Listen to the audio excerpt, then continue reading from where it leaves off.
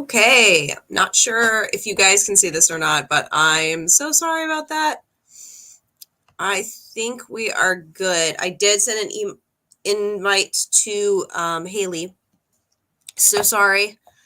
I had alarms set up and I slept through it. So that's super fun. I'm gonna have to be a little more careful about that. I think maybe I need to change my alarm settings so they're louder. Oh, there she is. So that's super fun. Okay. Hi, Haley. Hi. Am I with you?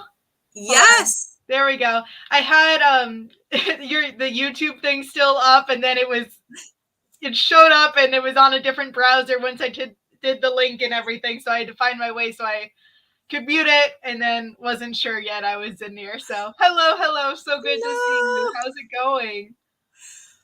Okay, I need to change my alarm settings so they're louder, I think. Okay, I totally feel you though. I completely slept through my alarm this morning as well. So that's how I figured. I was like, we're probably on the same wavelength where you What it sleep in, I is? sleep in. Oh, Alarms are one of so those hard. days. Alarms One of are those days. hard. I can't with alarms. I also need to adjust my alarms, and I need like 5 in the morning now. It's really ridiculous with how many I need. Yeah. And I think my sleep schedule is so messed up too because I've been quarantined for the last 2 weeks. So Right. I'm really off now. So that I don't doesn't blame help. you. Mm-mm. Oh my gosh. So, I think Brandon is in here. Yo, dude. Let's see. Oh, Brandon just woke up too. He had a nap. It's just a sleepy day, I guess. Yeah. All a sleepy bunch. Yeah. Oh my gosh. So I don't know how we're gonna do today if we're sleepy, but I guess. So last I saw in your streams, Haley, are you still in chapter 5? Doing work Yes, on I will. chapter 5? I just finished off chapter 5. So I did some work on it yesterday, and I finally read through the rest of that chapter and did some revision stuff with it. And kind of what I've been doing is now I've just been kind of revising as I go instead of doing the whole like I was gonna do phase 1 and then go back and then do it again. But then I was like, I'm just so behind. I might as well just like keep revising as I go until I eventually hit the stopping point from where I left off, and have to fill in the new material. And what I found is that it's been helping me. I think I feel like I'm accomplishing more even though I'm really not. And and I don't know. Like I don't know. I feel like the ending of the book is going to be so much rougher though than at this point, because at the beginning at least like it's just like minor revisions and writing in a few paragraphs here and there to help with transitions and clarifying information and that kind of stuff. And those things were already kind of in my head from the previous read through. Right. So I really felt like I could skip a little bit of some of that phase 1 stuff and just go into phase 2, especially with the timeline. I was like, I'm really not getting much done for this timeline at all. So but yeah, so just finished off chapter 5, so I will start with chapter 6 today. So that's good. And what Wow. about Yeah, you? I'm still stuck in chapter 1, which is Ooh. horrible sign. The good news is like it's going well. Like I like the rewrite and I think it's so much better than the previous variation. But it's definitely taking me a little longer to get into like a flow state. I haven't found a Mhm. good flow state for my work. Um, Probably because I've never done something this big before. So like Right. usually by the time I'm where I am now, I've finished because it's a short story. But Mhm. yet this is not a short story. It's a novel. So I'm like keep going. I'm kind of like I can't find my pace, I guess. I don't know how this is supposed to like feel. It's really hard to get into a flow with this. Oh, Sarah just came in. Hi, Sarah. Hi, Sarah. Hello. Okay. So how is everyone else doing with like revision work? Where are you guys in your project? Are you still early on in the beginning of your project? Are you at the midway point? Are you at the end? I'm not sure whether people being at the end is lucky or not. Like, I feel like in some ways, I feel like it's lucky because you're closer to finishing your revision. But in some ways, like you said, Haley, the end kind of seems like it's a scary thing at this point because you have to get all the fixed stuff to match. Mm-hmm. So, I don't know. I don't Yeah, know which part.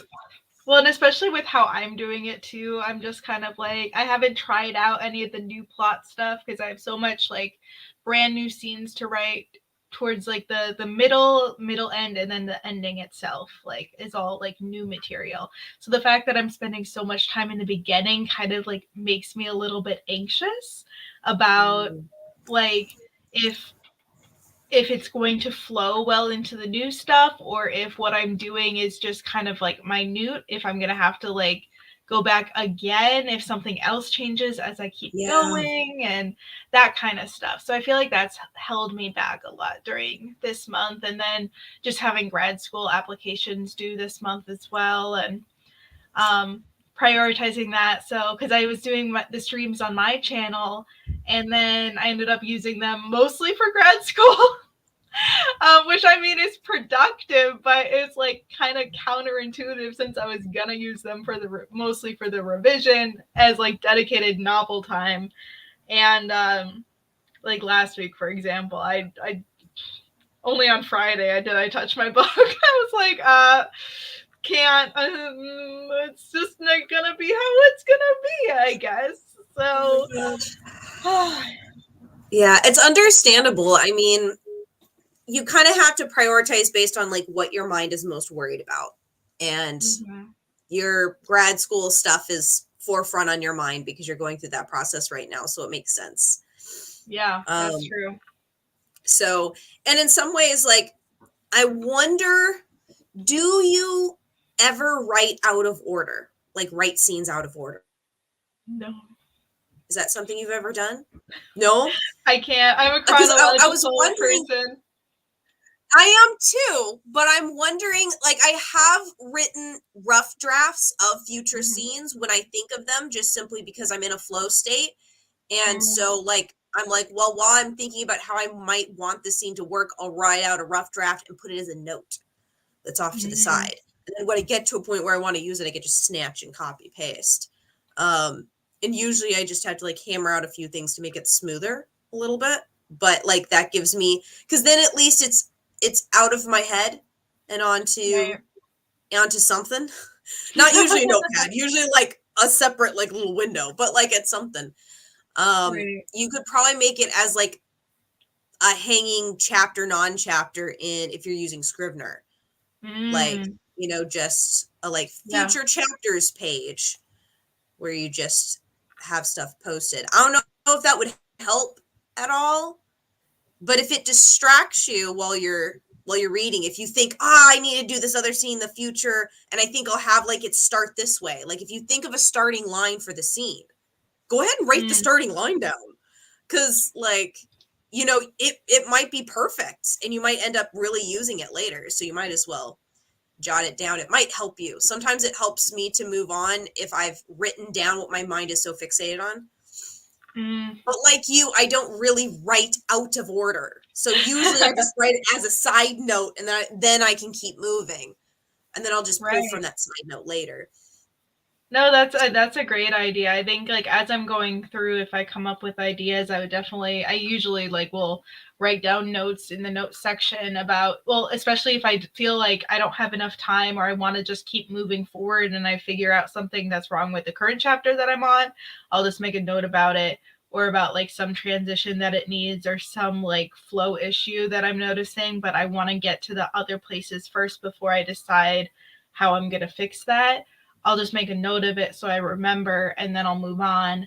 And same for like future scenes. Like I've definitely done that where I'm thinking about something or I write something and then I have to write something down about, oh, now I got to fix my outline for later, even if I didn't get to that point yet, which definitely happened at the end of NaNoWriMo, which is why I had to revamp all of my outlining stuff third time. It's because I ended at a place where it totally spun off in a whole new direction than where it was initially going. So, which like gotta love that. It um, happens. but yeah, for sure, I'll think about that as I keep going forward. But yeah, I'm very much like it's hard to keep everything in my head as it is. So I feel like if I skipped around too much, I would just like lose track and lose the momentum and the sense of the story arc as like a whole That's picture. my worry too, so I feel that for sure. Mm-hmm. Yeah, I can't really fully skip around. The best I can do is like write future scene lines and like just keep it Mm-hmm. as a Oh side yeah. thing. No, I definitely have like thought of a line for like the next scene for a specific character that's going to be in a different chapter, and just start that and like skip ahead a little bit and write the first like line or two or just some notes about what needs to happen next for that character. Because of the way that my book is structured, I have it going back and forth between a bunch of different characters. So if I don't remember exactly, like sometimes I will skip ahead to the next chronological point of of that character, the same character that I was working on previously, and I will skip the chapter in between. But I usually can't do that for long because I want to see how the other character fits in between and make sure that works. But yeah, so I have done some of that stuff before, like you were saying, but yeah, it's always like that kind of like fine line too of like how much do I want to go ahead, because then I could like skip some point and then I'll forget about it, and I don't know. Yeah. That's just And I writing feel like fears though. it sometimes when you skip around, I have to ask like, why do I feel like I need to skip around too? Like sometimes I'm wondering like, did I lose my momentum so much that a reader would get bored at this point? And then I'm like, oh no, like how's my pacing doing? Oh my gosh, yeah. So like, even though to be perfectly honest, pacing really isn't something you should worry about too much until you've gotten all the plot and character stuff down. Then you start worrying about more minute stuff like pacing, because the plot and I guess if it's really severe, you would want to think about it because it would affect the plot to an extent. But there's always a way to tighten a story, so I think that's probably a later thing to worry about. Things like pacing and voice are a little bit more detail oriented. So that's something that you Yeah. probably want to solve after you've made sure your story makes sense in the larger scheme of things. Right. I mean, that makes sense to me. Oh my goodness. Yeah. Yeah. It's hard. Oh It's man. like It is hard, and you're doing lots of perspectives. So that I had forgotten. Yeah, you're doing lots of perspectives. So that would definitely make the brain want to jump a little bit because you're like, oh, but this is from this other character's point of view, so I have to write that down. right. Or I That's a lot to keep in accidentally mind. bring in something from a different character that's supposed to be that doesn't mesh with the timeline of the other characters, and then I have to backtrack it and stuff to make sure that the timelines all fit in mostly chronological order. That's why I was having trouble with chapter 5, and chapter 5 took me a while, was Yeah. because the start of chapter 5 starts right after the first scene of the fourth chapter, and so the timelines kind of mesh around like a little bit. So it's like timing was really important for knowing what just happened that the reader knows but the character doesn't know, and then seeing like how those things unfold based on the lack of information, and then her revelation of what happened even though the reader already knows what happened. Yeah, finding a new way to like unravel that information so it's still fresh for the reader, for sure. Oh yeah, and it's like it's a Brandon, lot of different things that have already been revealed by different characters. So who yeah, knows that's if hard. but she needs to know it too, so she has to have a different way of learning about it. So Yeah, those are hard. Brandon hasn't started writing the first draft when I decided prequels would be a good idea. Oh, prequels. That means series though. I really can't imagine doing a series. That's so much work. Oh my Lord. Oh, that's a lot. Sarah, I'm at the beginning where I'm adding, but I haven't written the ending yet because it's so big and the story seems to take me places I wasn't expecting. Oh, yeah. I think the last time, like, I had something similar happen in a short story. I kept doing different drafts and I ended up in a different spot with like each one. And I had to eventually just sit down and figure out what my theme was and like really nail that because that seemed to completely change what ending I ended up with. So, but for larger works, I feel like it is definitely trickier because you can have a theme, but you have more than one character. Usually short stories focus on only one character or like two or three, like a smaller cast. With a novel, you can have a big cast. And if you have a big cast, you have lots of different characters, all with their own arc. That definitely makes it a lot harder. Jean, I feel that too. There are times I write so much or leave the project untouched and I forget I already put that line or plot point in the story already in some variation. I feel that. I have like that I don't think I did at the beginning part. I think it's in the middle, but I have some point in the middle where I think my character has a double revelation about the same thing. And I'm like, when I was doing the reread, I was like, why did I do that? She already knows that. She doesn't need to see it again. Like, you could clearly see that I probably wrote that when I was really tired and did not remember very much. It's like, I remember that this thing is supposed to happen. I guess it's gonna happen now. It's gonna happen again. I don't need it 2 times, but hi, Devin. Hello. I do feel like that's happened with something in my book. I can't remember now though, because I've dealt with this beginning for so long now. I'm kind of like, it's all you see now. I don't know. It's in your dreams.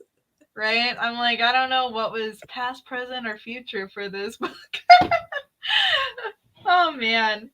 But I do like that I'm like being more diligent about updating my outline as I go through each chapter, at least till when I get to that ending point.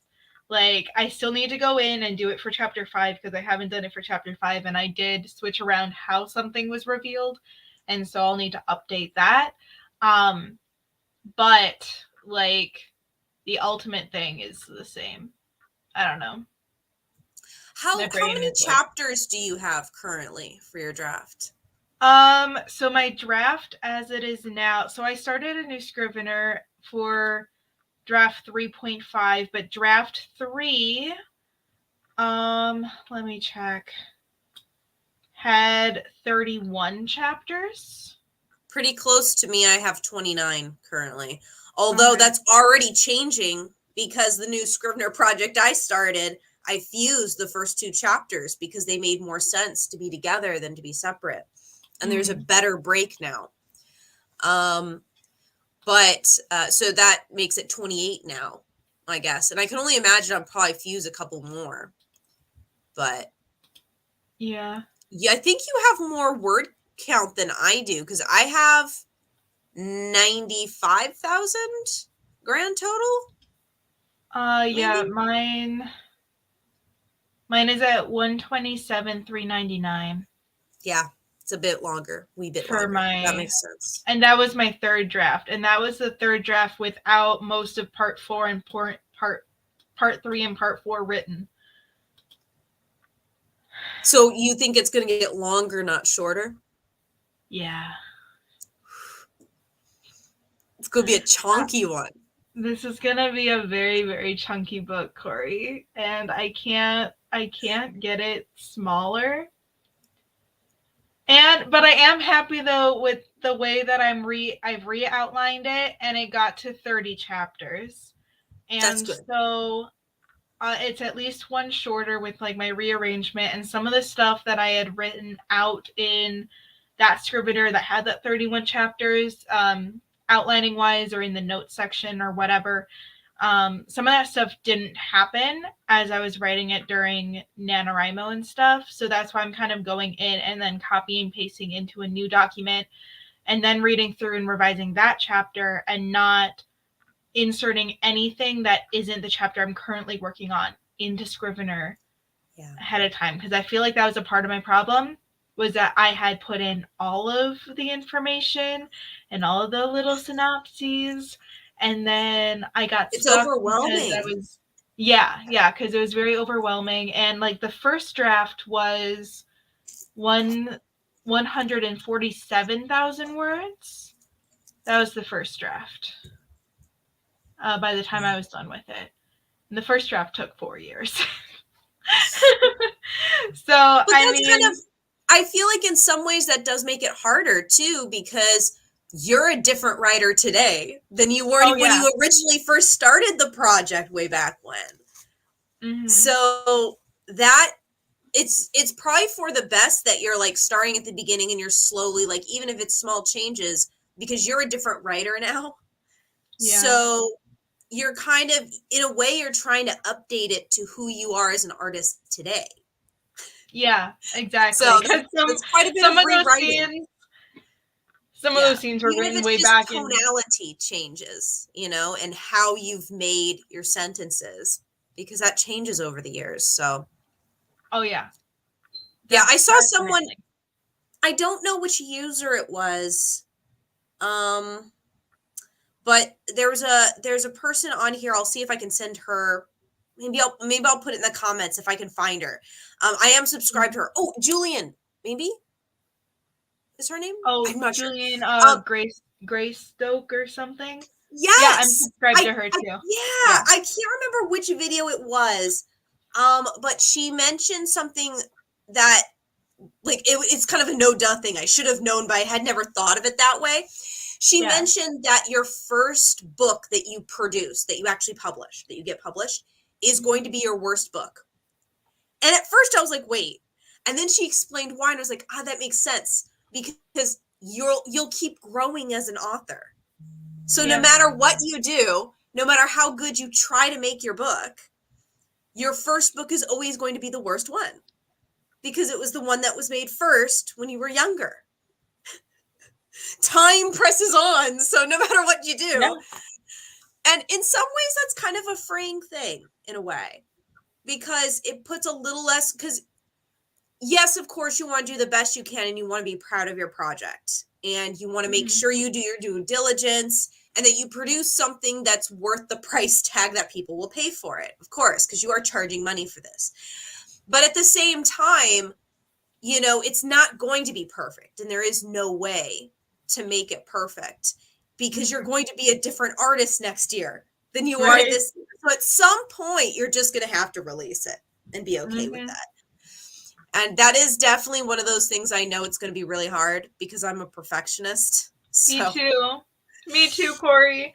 That's why I struggle so much to even like submit things to small lit mags and things like that, like some of my litter magazines. Because I'm just like, I feel like this needs another pass before I can submit this. And then a year passes, and I'm like, okay, well, it's set for a while. It needs another pass.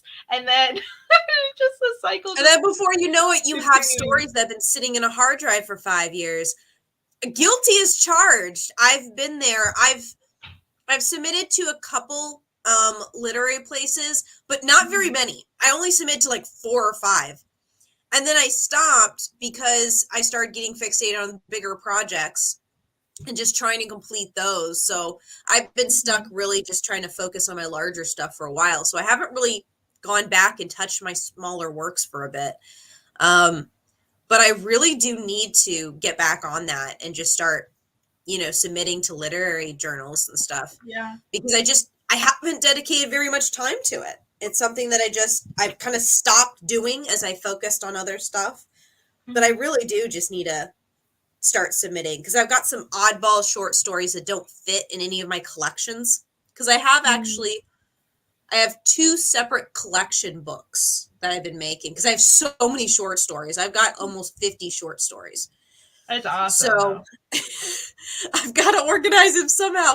But some of them don't cleanly fit in the tonality of either book. One of them's more dark fantasy, the other's more sci-fi. But I've got a couple sci-fi and fantasies that have very different tones that are very by themselves. They don't fit anywhere.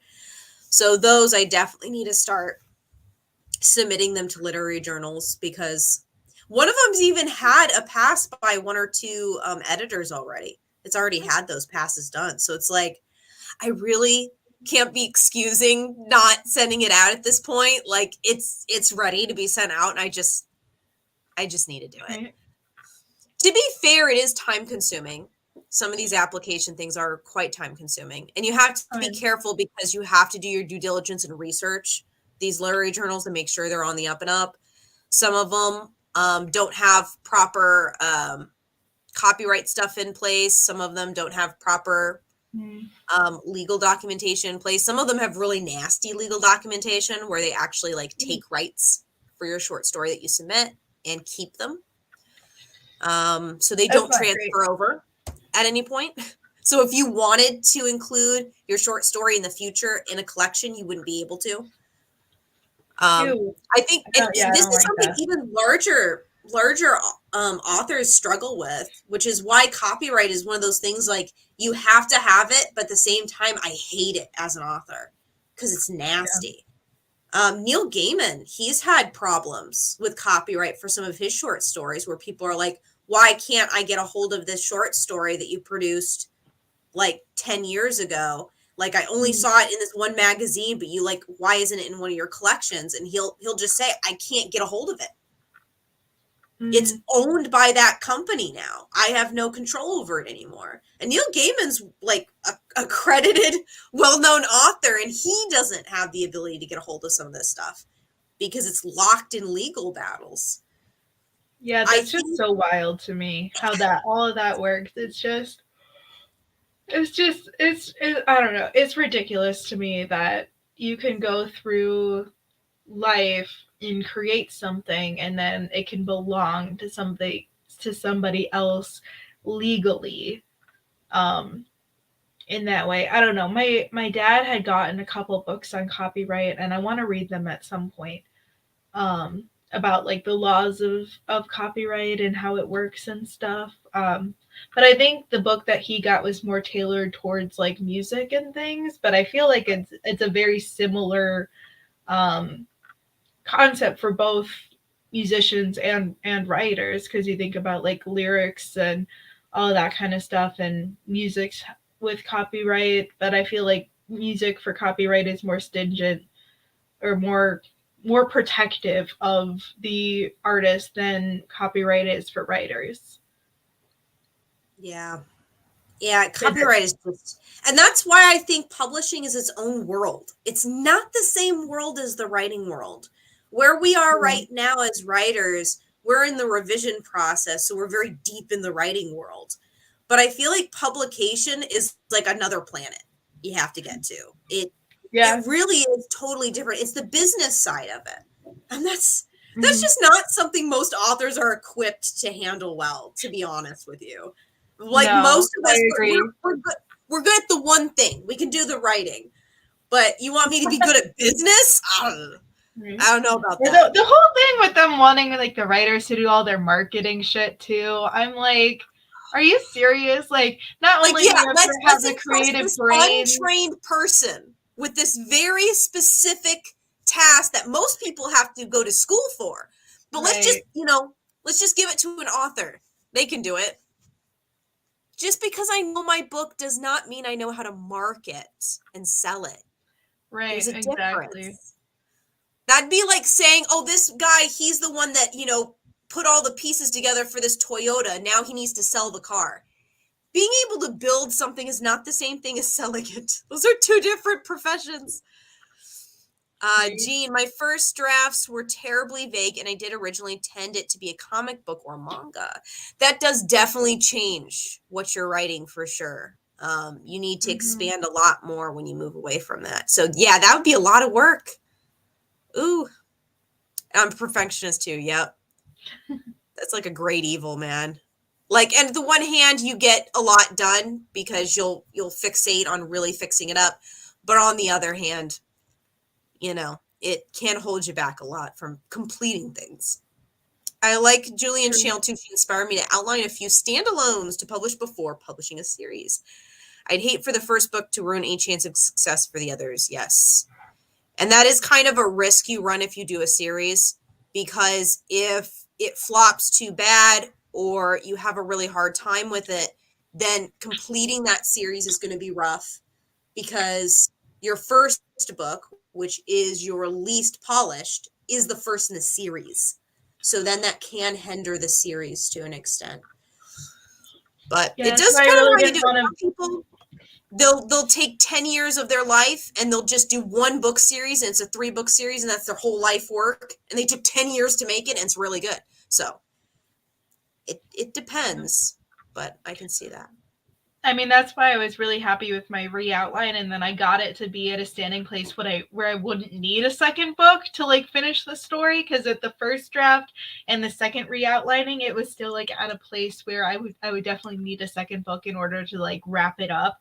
But now we're at a place where it can be a standalone. With the world is just so big that later on I have the option to do another one if I really want to reopen the world. Which I might, I don't know, but as of right now, I was like, I'd really like this to just be a standalone, if I can help it, for similar reasons as well. With the whole, first books might not do as well, and I don't know if it will even be my debut, because who knows how this book will be marketed. Just dystopian literary fantasy. I don't know. It's hard to say. I feel like it's kind of weird because a lot of people say that dystopian doesn't sell well anymore, and that a lot of places aren't accepting it. But that being said, I still see it being produced. Mm-hmm. So I think it really depends what publishing houses you're trying to go for. I think some of the big publishing houses, I think it is true, they are moving away from dystopian, but that doesn't mean all publishing houses are. There's still quite a few, especially some of the newer ones that are trying to compete with like Random House and Penguin Publishing. Some of the newer ones coming up, they are trying what looks like some fusions. So fusing more like fantastical sci-fi with dystopian. For example, the Iron Widow book, which I didn't like, but is very popular and became a New York Times bestseller. That one is, I would consider that kind of fantastical sci-fi paired with dystopian. If I had to like minimize it down, because it's like giant robots fighting in a dystopian world, essentially. Like if you want to boil it down, that's kind of what it is, which I really wish I liked that book, because I love giant robots. I don't care how unpractical it is. I just love it. I was raised on giant fighting robots like Gundam. Like, I love it. It's cheesy. I don't care. I love it to tears. So, like, I wish I liked that book. I really do. Heartbroken. I'm still heartbroken that I don't like that book. I haven't read it. I don't. Man. Oh. Right. It's hard. I feel like after majoring in English, it's really hard for me to read anything, because I just take a look at the prose, and if it doesn't meet my high standards, I can't even get into the story at this point. Yeah. I'm just like, I don't know. That's why I consider my stuff literary, even though it has genre elements to it, because I'm like, I don't know. I'm not that I'm like stingy or anything. I think everything literary is art, or every book is art, even especially if it has a genre. But I am kind of like, I don't know, in this like weird phase with my writing where I don't know how to define it, because like it has a dystopian element to it because it's based in a world that used to be the US, but that's like it for the dystopian aspect. Then it's fantastical realism with fantasy elements. Yeah. Yeah, it's I feel like there are a couple of my stuff too that like I call it dark fantasy because I don't know where else to put it. But I'm sure that a professional might actually qualify it a little differently, like might, organize it differently. So I'm trying not to think about it too much. It's kind of like I have a general idea, but right. Where Well, my book it's really hard, like, lands. thinking about revision and thinking about the steps that come after revision in terms of querying and all that other stuff that comes with it, which I don't want to think about now, but like since we're talking about this, I was like, that was why I was thinking about like how to categorize my book. Yeah, is because like, you do have to know. You have to categorize it for query letters, and they have to think it's marketable to one of the like genres or one of the areas. I don't know, whatever the market is. And so when which it's changes so that, much. Yeah, and it's constantly changing, and that's why I won't even bother doing research right now, because I know by the time my book is ready to query, it's going to change. The market's going to change. So I'm not even going to bother researching. I'll be like, my book could be in any category. Which one is the most popular? Sexy pirates. Well, I have a character that's pirate-esque. Like, swap out some words, use Word Finder to swap out words and make it a deck of a ship. Jean says, I always feel like something is missing from my character story arcs. I feel like people won't understand the arc. That's kind of tricky. I think if I were to try to if I were feeling like I wasn't sure what the problem was and I needed to figure out what the problem was, I think I would have to write down lists. Try to write down in summary, kind of act as if I was a literary analysis, like someone in a literary class, and this was my subject, and I was doing a paper on it to a teacher. So I'm forced to look at my story through a lens of breaking it down and creating a paper for a professor about it. Because then I would have to be able to summarize what my character is doing in these little lines. I think I might start with that to see if I could find it. If that didn't work, then maybe trying something like what Haley's been experimenting with recently, the mice, because that one forces you to look for similarities between different ends of your book. And I would imagine, Haley, correct me if I'm wrong, but I would imagine that would help you see holes. If there were holes in something. Definitely. I mean, I think that the mice method for outlining is super interesting in that it has the milieu, idea, character, and E was something else. I don't remember what E was. What was E? I have my sheets over here. Environment? Event. Was it? Event. There we go. Event disaster.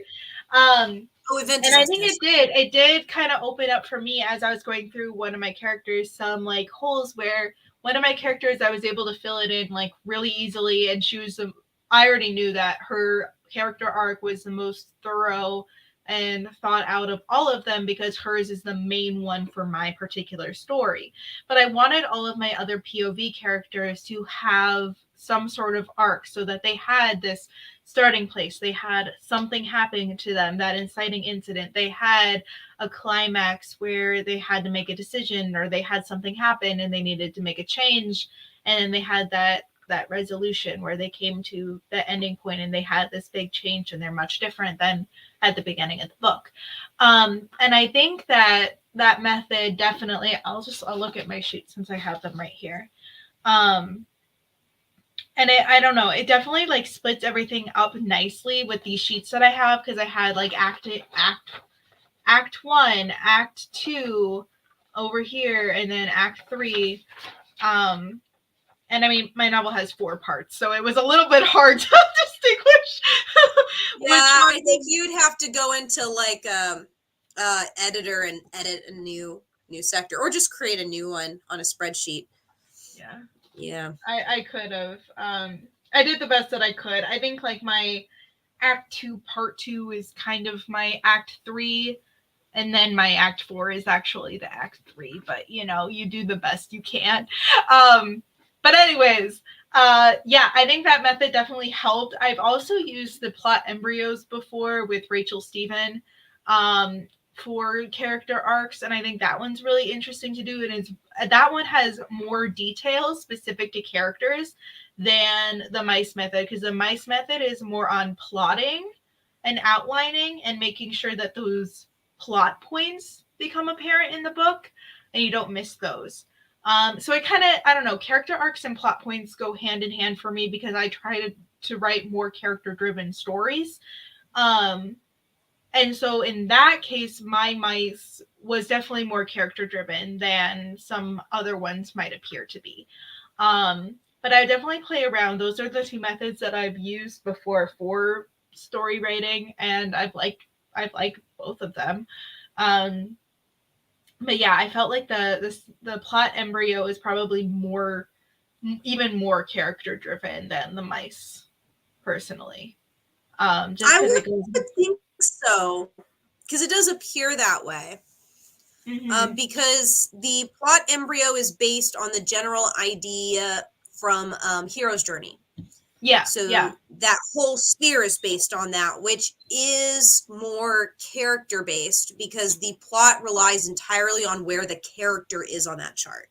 So the plot isn't even something you think about until the character's at the proper spot where the character is going through something specific, and that leads the plot somewhere. At least I think that's how it's supposed to be set up. It varies a little bit, but that's the general that's idea. my impression, and that's how I was kind of using it. I've used it for short stories more, or like trying to see if I had like an acute character arc. And I mean, part of my re-outlining and stuff was because my character arcs weren't that strong in my book. And I think one of my vlogs went over that more in depth. But yeah, I don't know. I think it was in my first re-outlining my novel vlog that I talked more about how I fucked up on my character arcs. It's easy. It's easy to. It's one of those things that when you're in the earlier drafts, you're trying to get all the ideas in your head out so quickly that it is hard to see the larger picture, the overall picture of your character's like full arc. You can't really see that whole thing. And sometimes you're just discovering your characters for the first time too. Like you're trying to figure out who they are from the jump. So of course you don't know where they're headed. You don't even know who they are yet. Right. So it's I do have to say, speaking of not knowing who your characters are and rewriting, my character in chapter 5 that I just finished swears a hell of a lot more than she used to.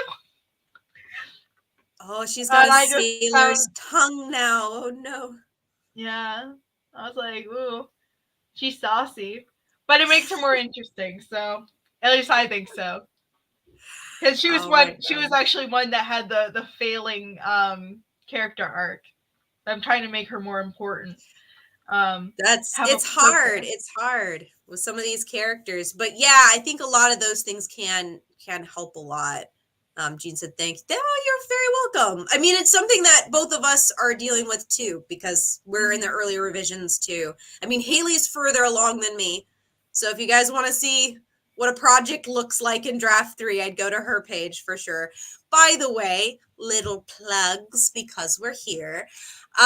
Please like this video so more people can see the stream, and also when this ends, please use the links to link up to Haley's channel and subscribe if you have not subscribed to Haley.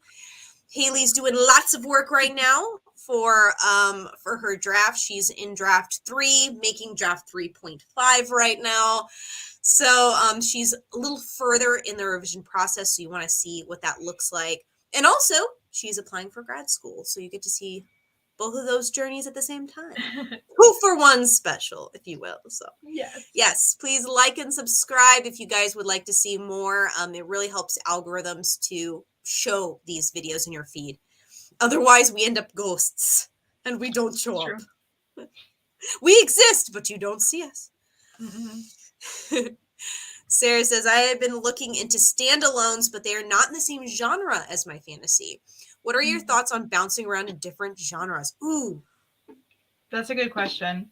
Yeah. I think one of my first thoughts is that I've watched a lot of videos on this topic because I find it fascinating, and I don't know what the right or wrong answer is. I know that there's a lot of authors who will use different pen names for different genres because they want to build up an audience for that one genre, and a lot of the times if you become really good at one genre, or your book that's in this one genre, let's say fantasy because you talked about fantasy, and all of a sudden you're writing a historical romance, those fans who were your fantasy go-tos might pick up your new book just assuming it's a fantasy, despite a definitely historical romance cover and title and everything. But they'll go off the name of the author instead of literally the back blurb of the book, or where it's located in the freaking library or bookstore.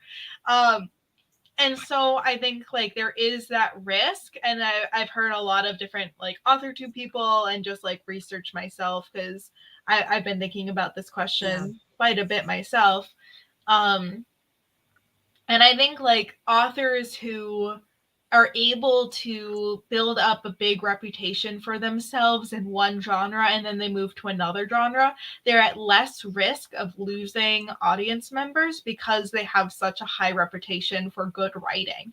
And so Yeah. although those audience members, or they might lose a few, or they won't buy the new book or something because it's not in the genre that they like. I mean, that's a risk with everything. But personally, I think you there's a better chance of having a bigger audience if you stick with the same name. And if you want to write in more than one genre, do it. Write the story that's calling to you, not the one that is more likely to sell or um, Yeah. gain more momentum or what have you. So I don't know. I think that there is that semi risk of losing audience members because I mean, the audience member that might love and adore your fantasy novel might not like the other one, the historical Yeah. romance, sticking with the same same stuff. Um, but yeah, I don't know. What do you think, Corey? I I think it depends once again on figuring out what your goals are as an Mm-hmm. author. Because like you stated, if you are an indie author and what you're really pressing for the sell is the genre, if you're really hyping the genre up, which I think some authors do because it's the major pull. So if you're writing, for example, supernatural romance, and you really, really want to drive home that supernatural element, if you're really marketing that element, then if you were to do like an everyday romance between two high schoolers, and there's nothing supernatural about it later, that could be enough to turn off your readers who are interested in like spicier romance that was like more other and stuff, you know?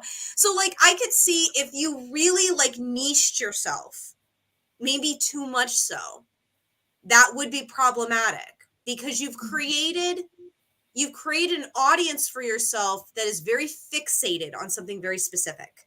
And so if you deviate from that, they could be upset.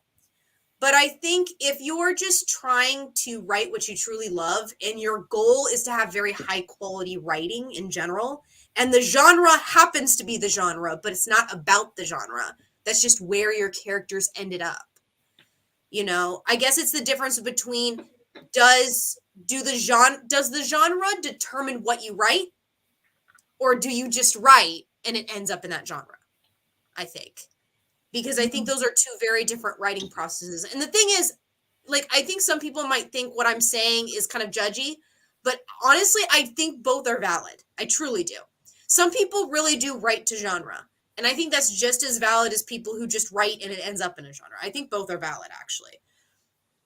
And I honestly think if you want to write to a super, super, super niche thing, I think that's valid too. It's just, it will be harder to market. And then once you're there, you are kind of stuck a little bit. And that is something you do have to consider. If you niche yourself too far, then it means your audience is too niched. Your audience isn't varied in their reading, you know? Right. So Well, and I think I too, think it like, depends on what you want.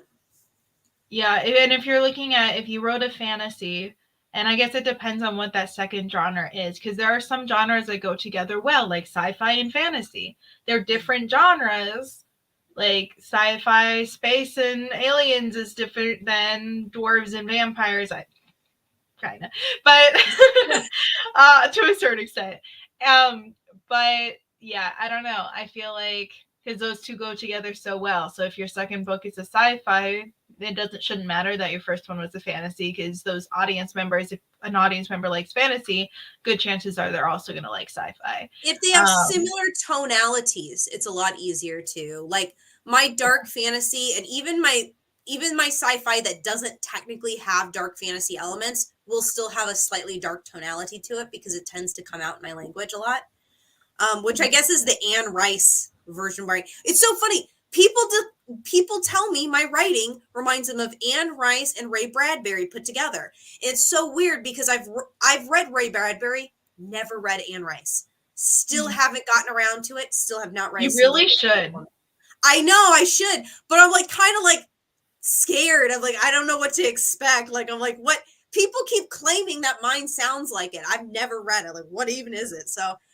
I really do need to. It's on my bucket list of older classics I need to read is Interview with the Vampire. I feel like you have to. Mm-hmm. You have to try it at least once so you can know.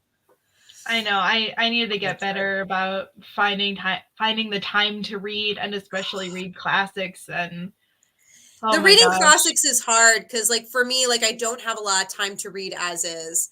And right now, it's almost entirely for newer stuff. Indie stuff takes up. I haven't read anything that's not indie for the last 3 or 4 months.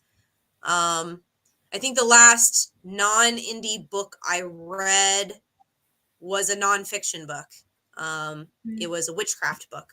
It was pretty good. It was Frankie's book, Spells for Change. It's actually it's a solid book. I recommend it. It is more of a beginner's book, but it does have a few things in there that the way she phrases it, I'm like, that's an interesting take on this that I've never seen before. That's pretty cool.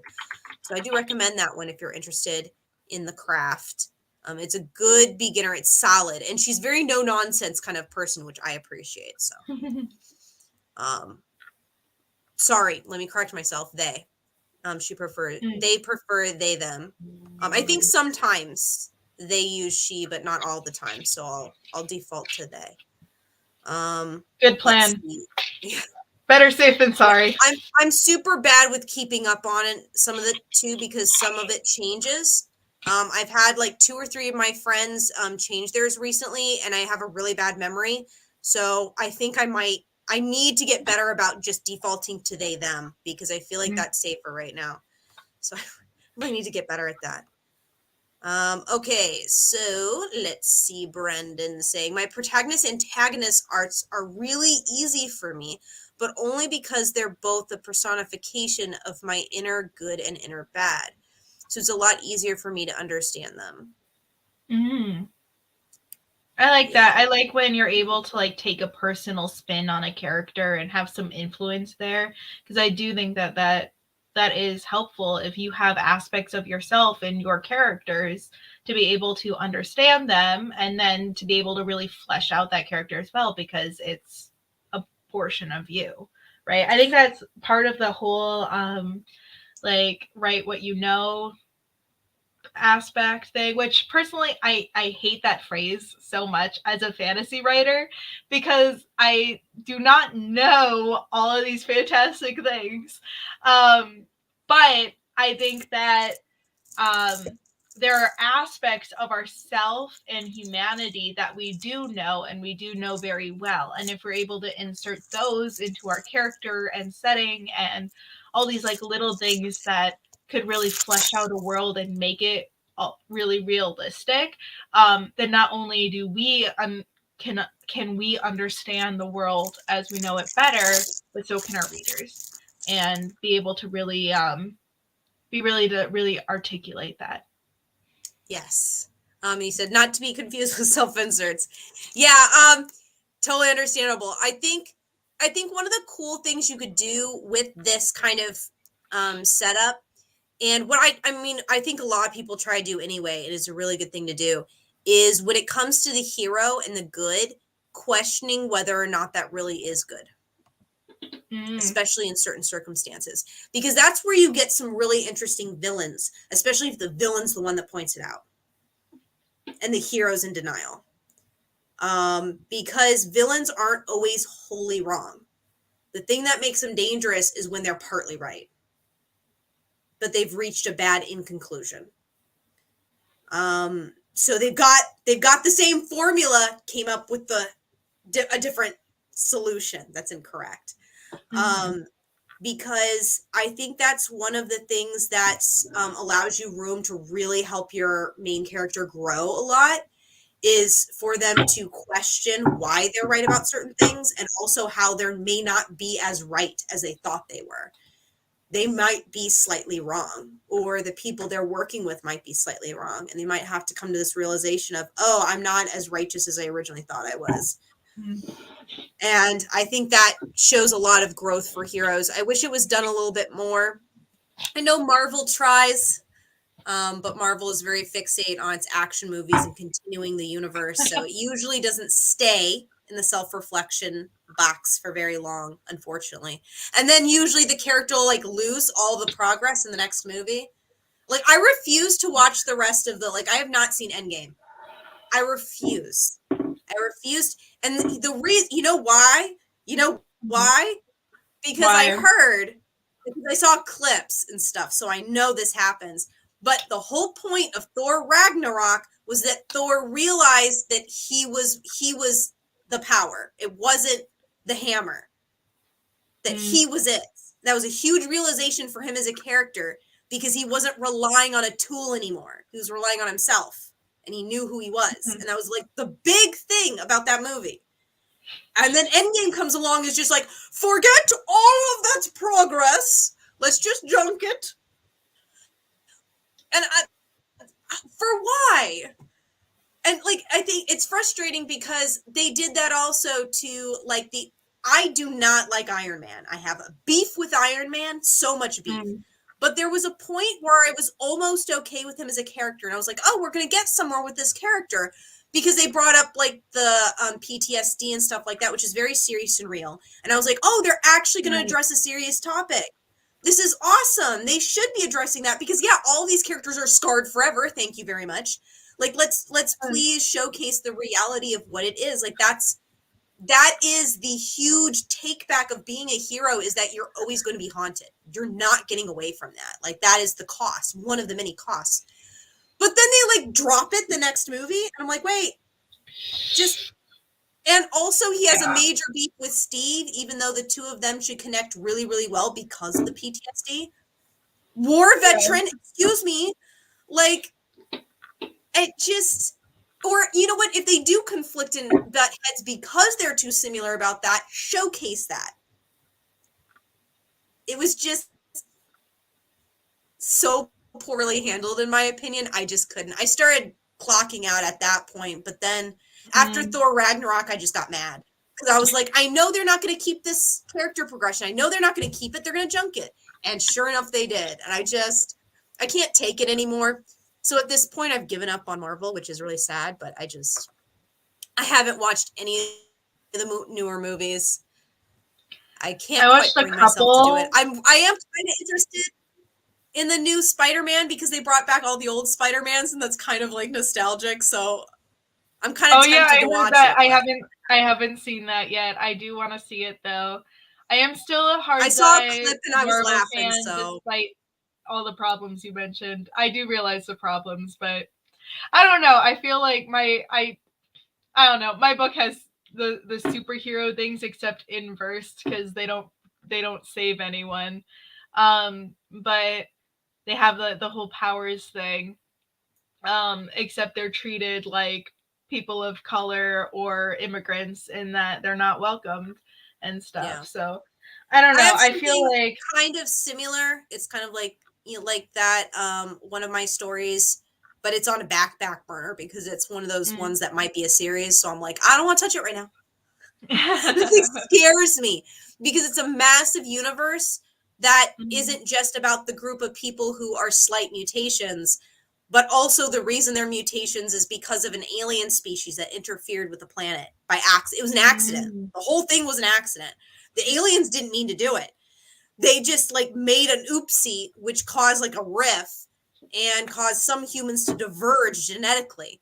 And so now there's this world where that's a problem, but also there are space colonies that also have their own thing going on. It's a massive world that actually technically the book I'm writing right now is in the same universe, but it's not connected. But it's the same because the universe is so massive. I could write tons of stories in it and you'd never know. They don't touch each other.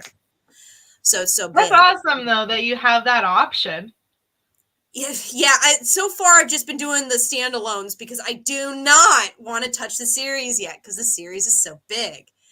Because it's about the main stories that are happening on Earth, the planet Earth, instead of the colonies and stuff like that. So the colony stories are easier for me because they're way out there and they're disconnected from Earth. So it's a lot easier. They're more isolated, so I can isolate the story. That makes sense. Yeah. The main story, I'm scared of that story, man. Oh my gosh. Oh, Sarah said Aquaman about killed me. I finally watched it the other day and it was so cheesy. The dialogue and acting was cringe. That's what I'm saying. Don't get me started on Aquaman. Aquaman is DC though. I had family that loved it, and I had friends that drooled over the lead, and my ace butt over here doesn't care. So for me, I'm like fixated on the story itself. And I was at the beginning, I was kind of like, it's a little cheesy. But then the dad came in and they had such a good relationship with the dad. I was like, oh, that's so awesome. Is the dad going to come on the adventure? Are we finally going to get some parent-child, like, are we going to see that in an action movie? Please. And then he's like, goes unconscious for most of the movie. And like, I'm like, you could have had a parental figure join you. Why not? And then they had the whole Ariel character, and she was like, and most of it takes place in the human world. You're telling me there's a whole undersea world with multiple kingdoms, and I get glimpses of it, nothing else. Why do I care about the above world? Why do I care about the walking humans? Down under. It's better. We have enough of humans. Go away. I was so mad. And then those end credits just ticked me off because you saw all of that gorgeous artwork for concept artwork in the end credits. And I'm like, why couldn't we have gotten that? Why couldn't we have gotten some of that cool stuff? You clearly had an idea of how these different countries would function under the water. Why didn't we see it? Right. No, that would have helped the movie entirely. I did not like Aquaman either, but I feel like, I don't know, comparing Marvel movies and DC movies, I don't know. I still think Marvel's much better than DC, but I also think DC. Well, I loved Wonder Woman. Wonder Woman was good. Wonder Woman was solid, but it was solid as a standalone. The second is no. We don't talk about it. I didn't see the second one. I was like, I heard bad things about it, and I was like, nope, this is gonna ruin the other one. I saw the trailer. I saw the trailer for it back when the teaser was released, and I knew from the teaser. The second you bring a character back from the dead, you've lost. Because you've just lost all of the consequences you just built. Yeah. You can't bring characters back from the dead. You really can't. And this is one of the few you gotta commit to it. This is one of the few things that I think is a rule that you cannot move. You can't bring. I will specify the nuance is you can't bring characters back from the dead and have them in the same state they were before they died. I think maybe you can pull it off if you have heavy consequences for bringing someone back. But you must follow up with those consequences. There is a book I read. Oh my gosh, I have no idea what it was called. I read it like back in high school. It was something with a necromancer. and bringing people back, and they had consequences, and they had all this stuff going on because he was bringing people back, or I don't even know the half of it. It was a really good book, though. I don't remember. I haven't thought about it in years, though, but that just reminded me of that, because that was like the premise of it was this kid has the ability to bring people back from the dead, and what does he do with it, and he's getting exploited and all this stuff, and then he has to deal with the consequences of his actions. And Yeah. it was That, really I mean, I interesting. think that's one of the reasons why Full Metal Alchemist was such a worldwide phenomenon when it first was released. Because the premise of that is two children bring their mother back from the dead, and they then face the major consequences for that for the rest of the series. And they're life changing, it's life shattering consequence. And it also ends up consequences for other people around them. They get involved too, and people die. It's very, very serious. So I think that's really what can make or break stuff like this is just, are there consequences? Did you make a consequence, and did you follow through as an author with that consequence? Because you made a promise to your readers that you would do this thing. It's just like classroom management. If you say this is a punishment, but then you never follow through and you don't actually uphold that rule in your classroom, chaos. Because you made a promise to the kids that this is the rule and this is what happens if the rule is broken, but then you don't follow through. So, does not work out well. Let's see. We have oh yeah, we already did that one. My book has dragons and dragon slayers, but my female protagonist is the only female dragon slayer who is told she was a dragon but never shifted into a dragon by a dragon slayer, and she's bound to a dragon. So she might be dragonborn, is what I'm reading, maybe? I think that's a D&D term, but like I'm using it because I don't know how else to say it. But like, so she would have been a dragonborn, but instead of becoming a dragon, she shifted to human. So in this world, dragons can shift, or is it that humans and dragons are born the same way, and then a shift happens and you become one of two species? That's a good How question. does that world work? I'm kind of curious how that world works. That would be curious. That's a curious setup. Like I've read some stuff kind of similar.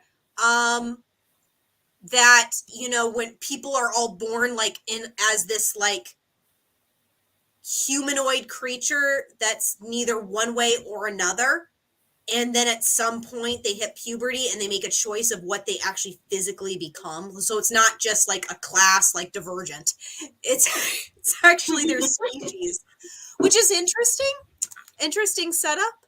Kind of interesting. You think Marvel has problems? Look at the count. Yeah. DC could be really great if they understood what people liked about them and kept to that instead of trying to imitate. I think a lot of DC's problems are because they're trying to be Marvel. Aquaman's a great example of that. You can really tell Aquaman is trying to imitate the tonality of a Marvel movie and very much failing at it. And I think this is wrong for so many reasons. The first of being their audience is DC. They should be catering to their own fandom. And their own fandom likes their stuff for different reasons than Marvel fans like Marvel work. They're two different groups of people. So I think they really should just do that. Right. I feel like the DC movies that were popular, the most like well received, especially within like the last 10 years or something, had a more serious tonality to them, or like darker tones, whereas Marvel movies tend to be on the more comedic side, and more, not necessarily more action packed, but they're action comedies. Yeah.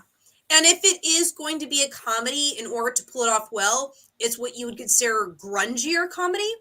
So, for example, anything with Harley Quinn, essentially, it's that grungy, almost crude humor, which kind of dips a little bit into Deadpool-esque energy.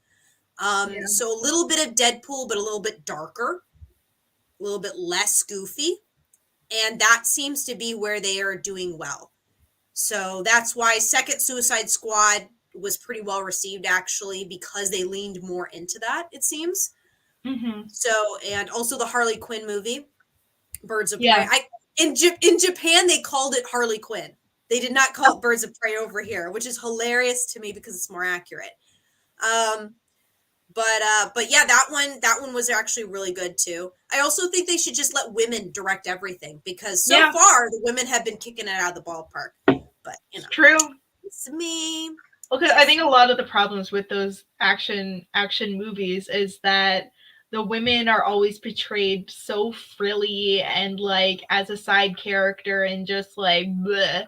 And so like you really need like a woman director to not like misidentify those women characters or Especially when the protagonists. women are like right now, I think they're some of the most iconic out of all the characters.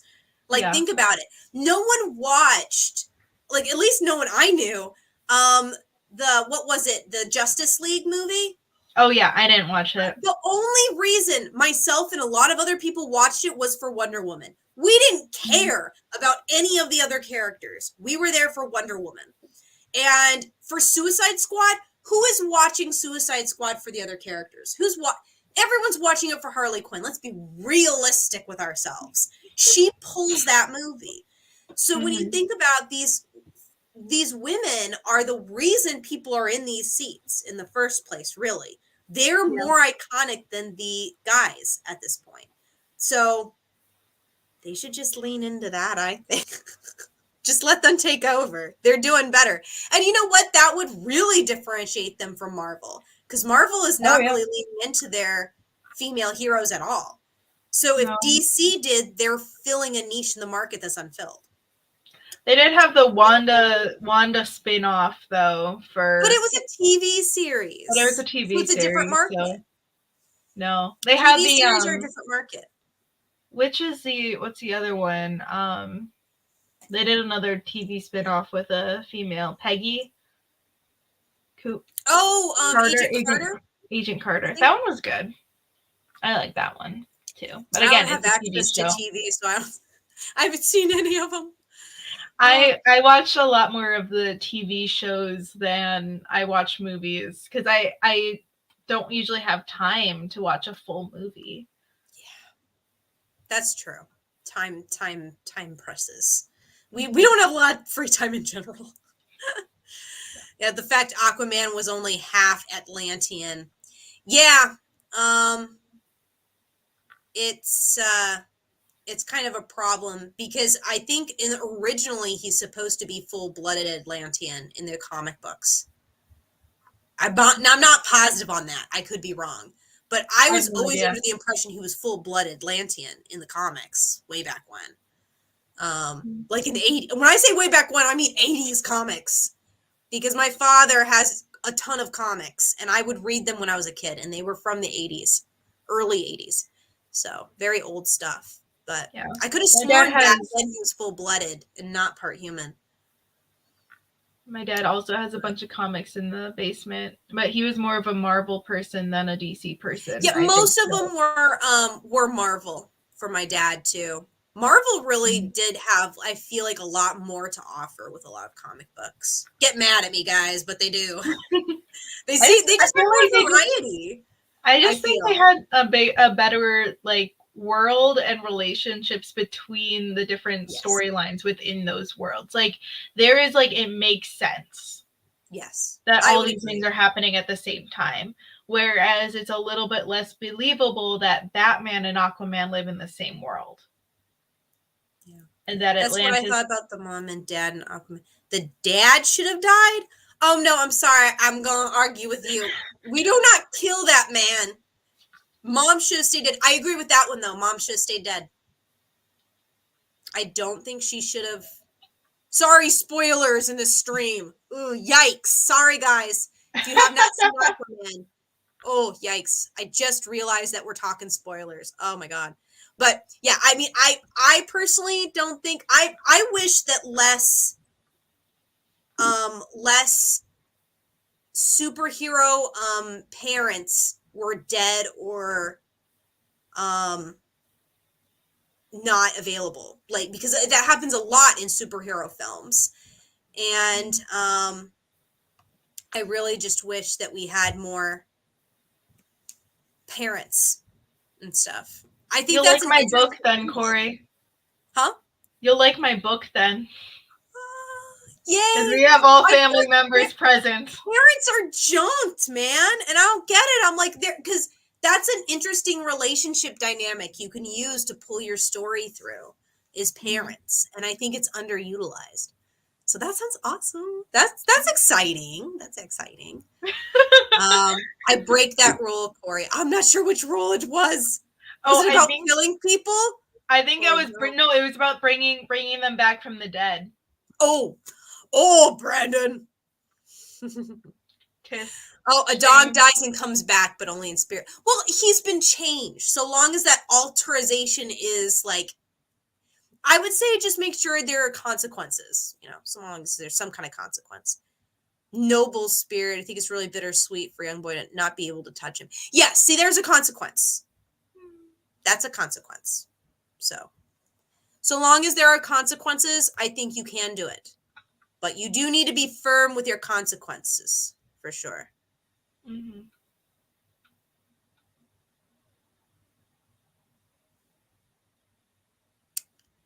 Okay.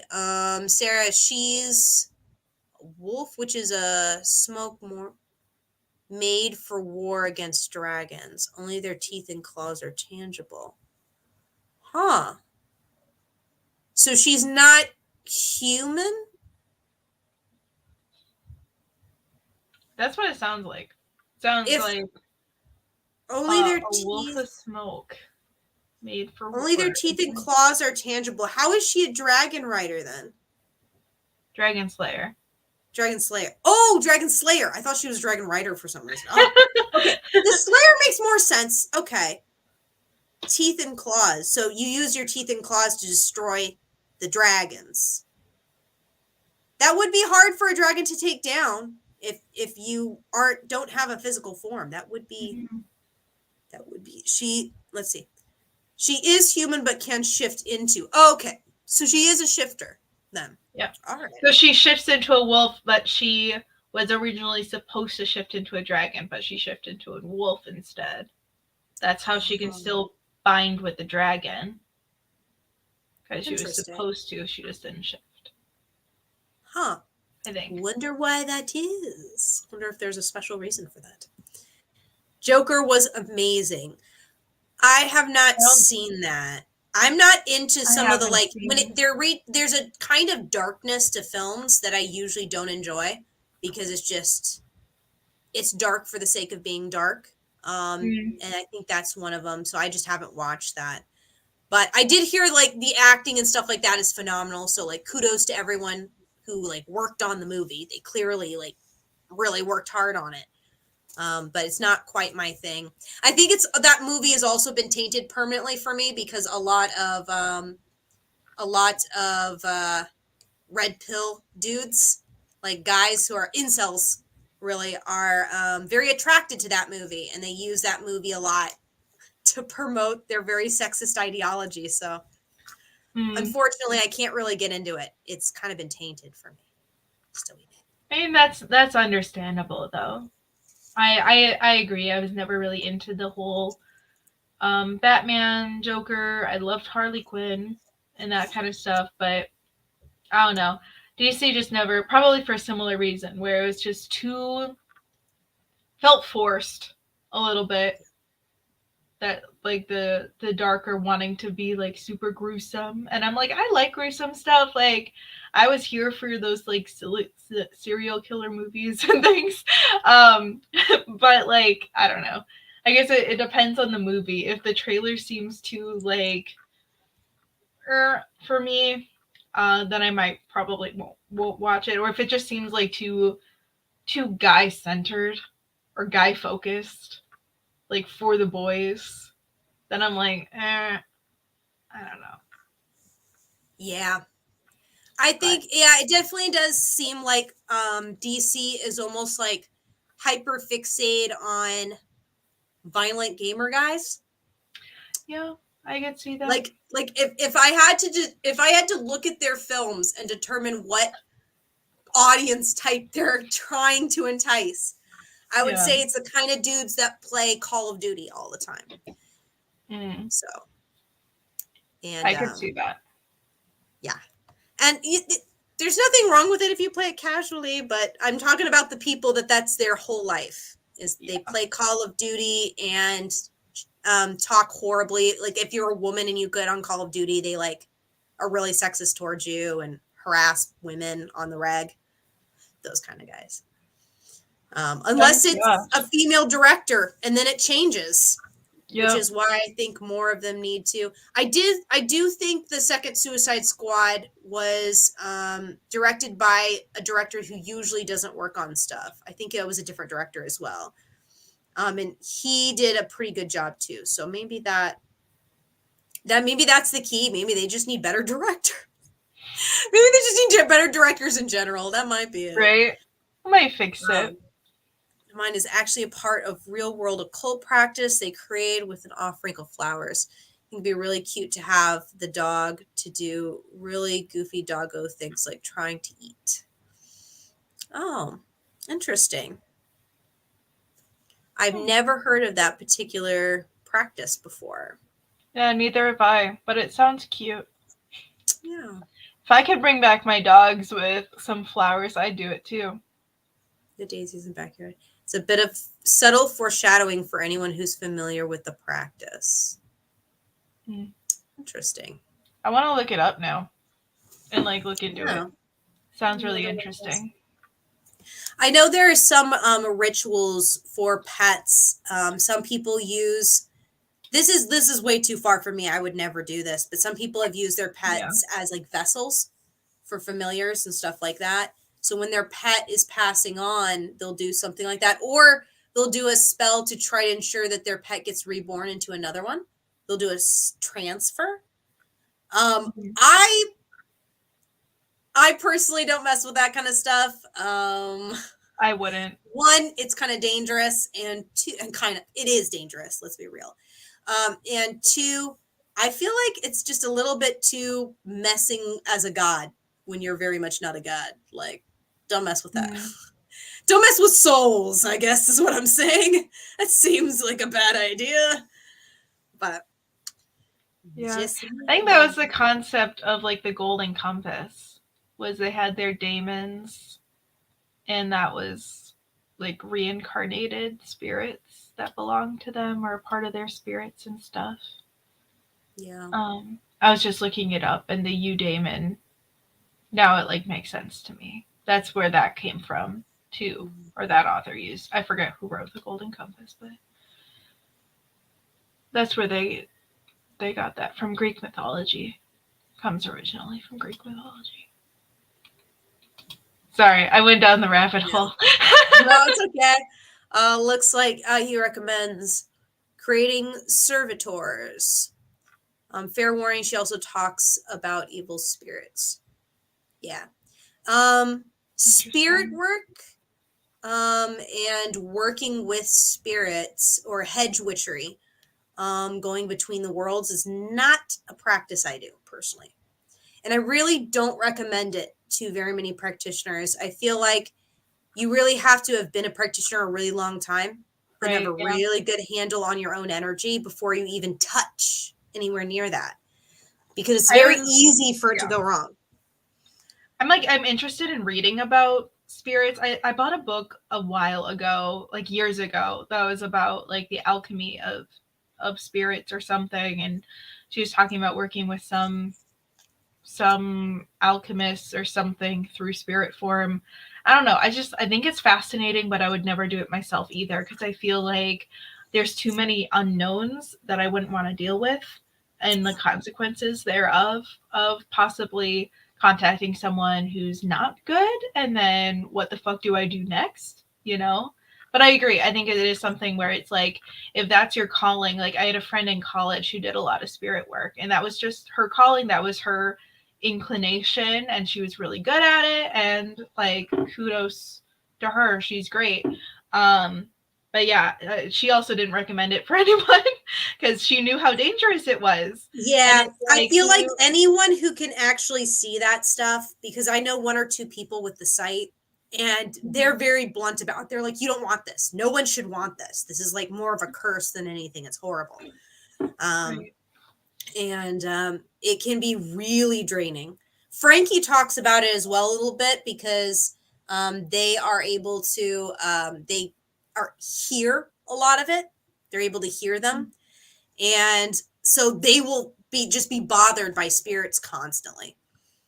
And like if they're just like trying to rest, they hate airplane rides because of it, because airplanes, it tends to happen a lot, and they're trapped. They can't physically leave the space. They're on a plane. So they just have to sit there and pretend they can't hear anything. And it's just, yeah, that. Well, that sounds awful. Like the people who die on planes. Yeah. Or people, usually it's like relatives of people who are still alive, and the relative is like attached to them, trying to tell them something. And Frankie's just there trying to rest. Can we do this later, please? Oh my gosh, I would die. I think that's a premise for the new Stephen King novel. Is his main character can talk to spirits. I saw it pop up in my feed, so I read the first chapter. That's it exactly. I did read part of it. I don't know. I have never like read Stephen King, but I did like the tonality of this new book. I don't know anything. I have such mixed feelings on the King Star. I've never read any of his books. I did read the On Writing book like a few years ago. That was really interesting. But I was also like, I don't know. I feel like I want to just because I want to understand why it's so popular. And I would try some of his short stories if you don't want to like, if you don't want to tackle a full book. Some of his books are kind of chonky a little bit. He's got quite a few short stories. So I would go there, especially if you're interested in seeing his general tonality and how he tends to write. Because that'll give you a good taste of his style of writing, whether or not you like it. I personally really dislike it, mostly because I dislike his characters. I find them really hard to get along with. And also some of his messages kind of bug me, especially some of his more problematic stuff that he's written. I have a hard time getting on with him as an author. Someone sent me a link to like one of his speeches he did. And although I agreed with some of it, because he was talking to young writers at college, speaking at a college. But he also, at the very end, he went ahead and read out loud an excerpt of his current project he was working on at the time. And it was awful. It was really bad. It was all pretty much a gore scene, and it was all hardcore gore. And I'm just sitting there like, are people enjoying this? Because it was clearly an excerpt that had been written for shock value and nothing else. And I'm just sitting here, I'm just like, this was a huge waste of my time. Thanks for wasting 10 minutes of my time to say this. Like, what's the point? What's the point of the scene you just read me? Where are we going with this?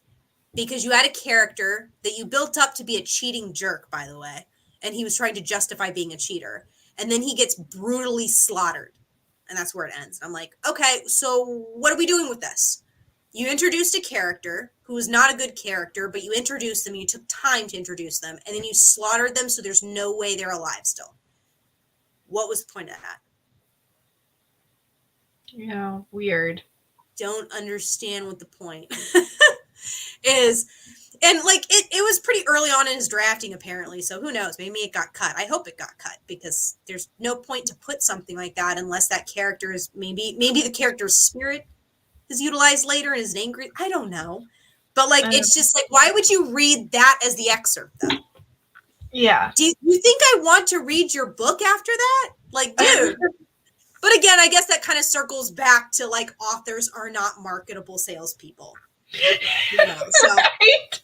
To be fair, he probably thought that was a bad enough scene, but it in fact was not.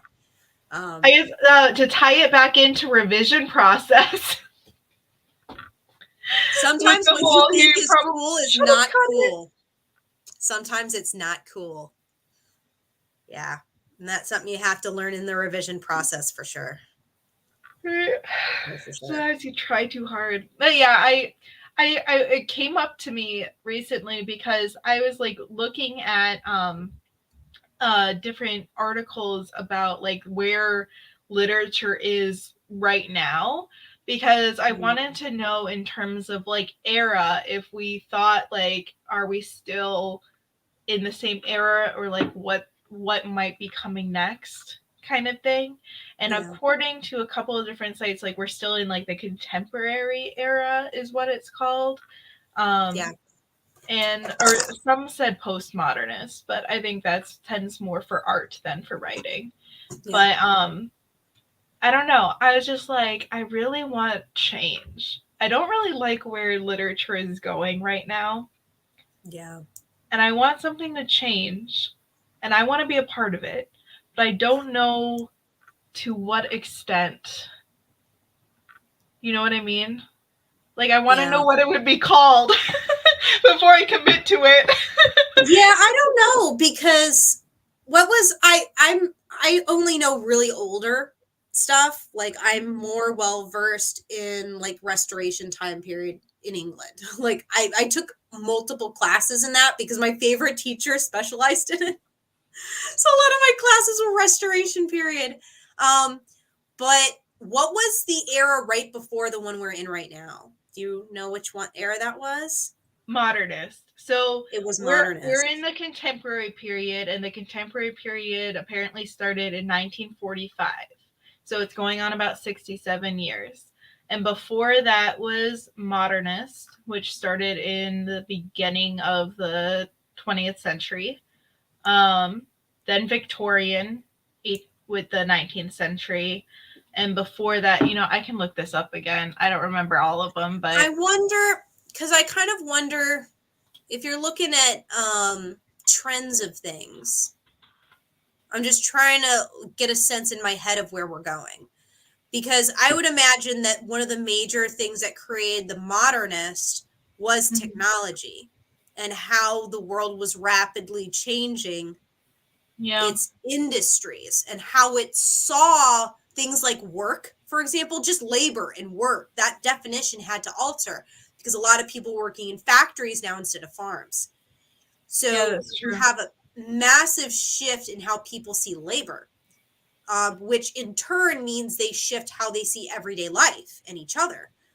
So that each period in itself is a response to the period that comes before it, and it's something that changed. Right. Like for the realism and naturalism, which started at the very end of the Victorian era, a Romantic period, was an anti-response to Romanticism. And then modernist, I feel like, was in part a response to realism. And that's part of when like magical realism started. Things started to become a little bit more fantastical. We see sci-fi for the first time.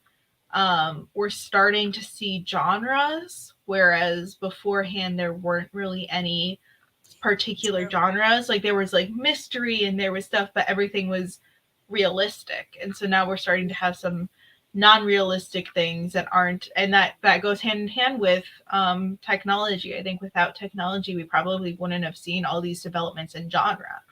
And something I found really interesting too is that the word like literary fiction, I saw this a long time ago, I don't know where I found it, but apparently literary fiction wasn't invented until the 1960s. Interesting. I guess that makes sense though, because we really didn't need to categorize everything so much until things like public libraries became more common. And we actually had to have these institutions to organize works of art instead of just having spaces where art existed. We now had to organize it, and people were coming in intentionally to consume. We would have had to organize. That's when it became like popular fiction, is because now it became a consumer market, whereas before it was only really art. I mean, people bought it, and it was like popular fiction. I mean, I wouldn't categorize Charles Dickens as non-commercial fiction. I mean, I think he was very commercial for his time. And now that would not be considered commercial fiction. So I don't know. I think it's just really interesting how things like develop, and I'm really, I don't know. I was going down the rabbit hole because I was just like, I really want to know like what Where are is we? coming for Historically next. speaking, where are we? Yeah. Because so Yeah, like by that sense, then contemporary was a response to modernism. right. And modernism was like that ultra experimentation, like James Joyce and Hemingway, and well, I guess they were like a sub portion of the modernist period. I don't know if they were necessarily a part of modernists. They were like I don't know. It was called like the jazz era, which was just like a pocket in the middle of it. And the Harlem Renaissance happened during the modernist period as well, Yeah. and um, in terms of American literature. Yeah, I guess that's why they call it the modernist period, because they're including Britain and stuff, and the Harlem Renaissance happened in these states because we have Harlem.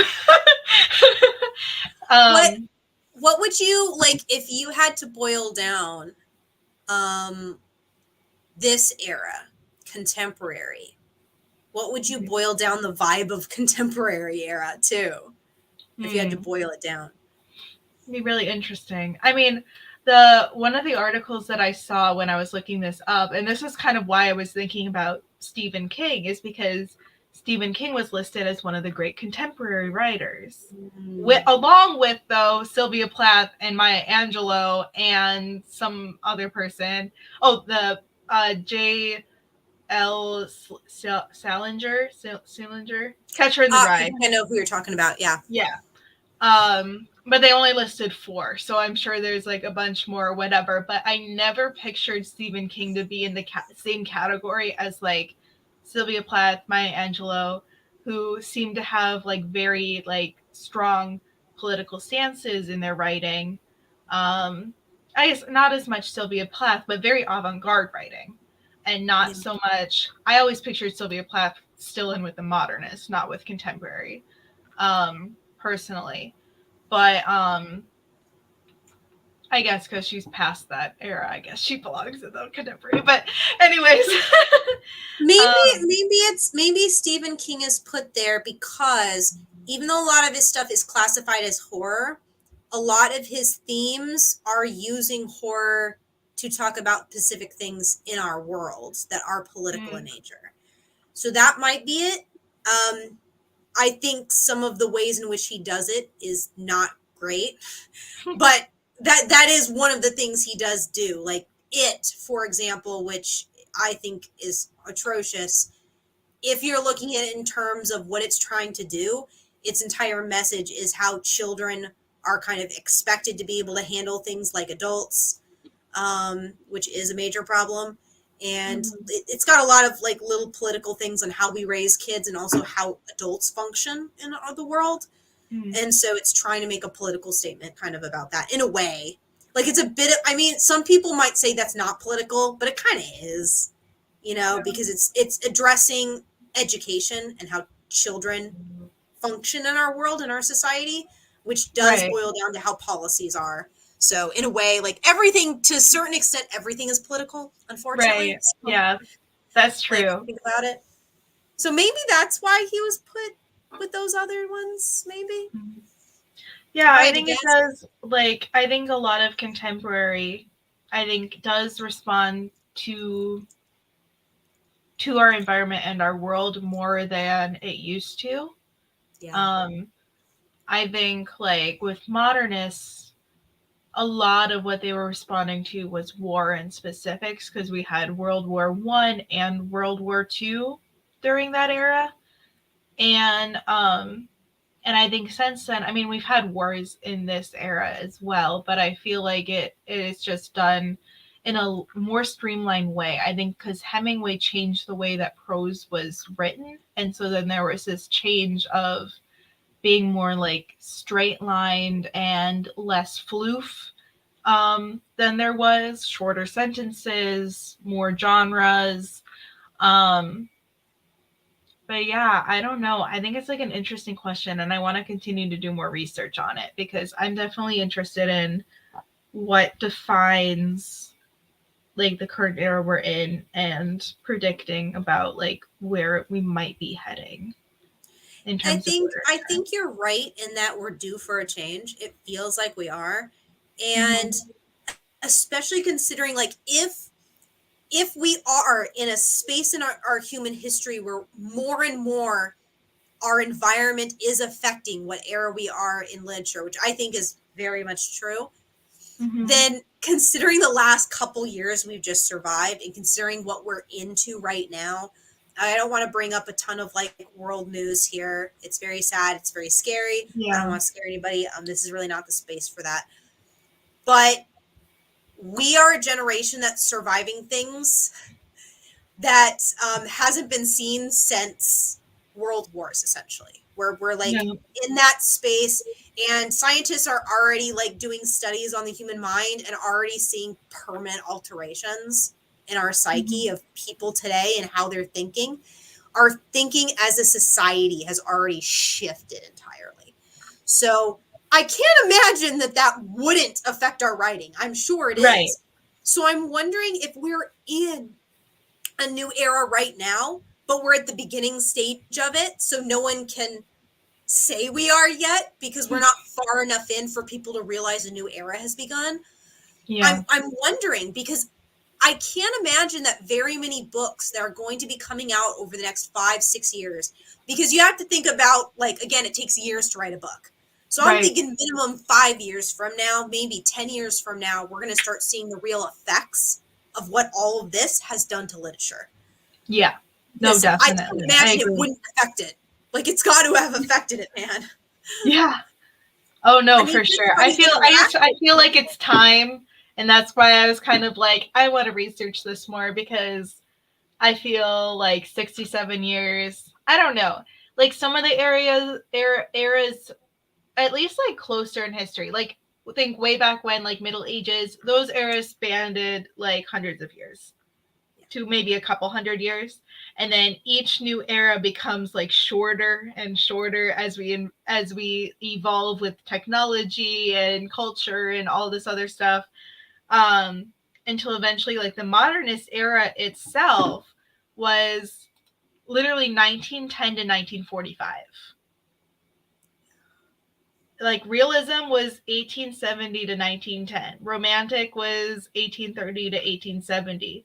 Like they only last 50, 60 years.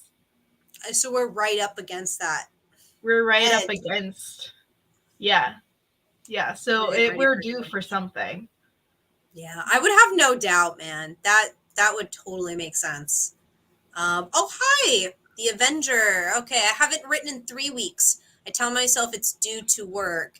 How do I get back into it? It's one of the few things that brings me joy. I can't seem to find the time. So for me, like, I totally understand this because I'm in that right now. Like, I have not Mhm. really made any solid progress on my stuff for about 2 weeks or so, almost 3 weeks, honestly, Mhm. because I got sick. Well, actually, it started the problem started before that. I started out in February 1st. I hit a depressive cycle that was really severe. It was very hard for me to just function. And so writing was really difficult. I started pulling out of it a little bit and I was able to get a little bit of editing done. And I was enjoying doing that. Like it was good. And I was starting to slowly drag myself out of that. And then I got COVID. So that's been fun. And so I went I back to love it. survival and trying to, like, I had almost constant calls with the health office here in Japan. I was getting calls every couple hours from them trying to figure out what was going on. And my Japanese skills with medical stuff, not great, not great. So I'm over here with my like half Japanese on the phone call, which keeps dropping because I have to rely on internet for phone calls. It was a nightmare. It was very stressful. And I was sick at the same time. So I was in survival. It was between me and my work. When I was given quarantine orders and how long they would last, my work doesn't have enough teachers. So they were like, hey, would you teach online then? I know technically you're still sick, but could you like teach online? So I was teaching during my quarantine. I was teaching online. And it was very much like I didn't even know who I was teaching or when, like until that day. And they would just like text me and be like, okay, these are your classes at these times, be in these rooms. These are your students and levels. And thankfully, my work was able to send me a few materials to use. Thank goodness. But I have like 2 little tiny whiteboards and some pens and a few like letter cards, and that's about it. And I just had to like figure it out. So it's been survival for me for the last couple weeks, unfortunately. So I haven't made a lot of progress. So I feel you. I'm very much there with you on this. I think there are multiple different ways you can look at this. I think you need to figure out if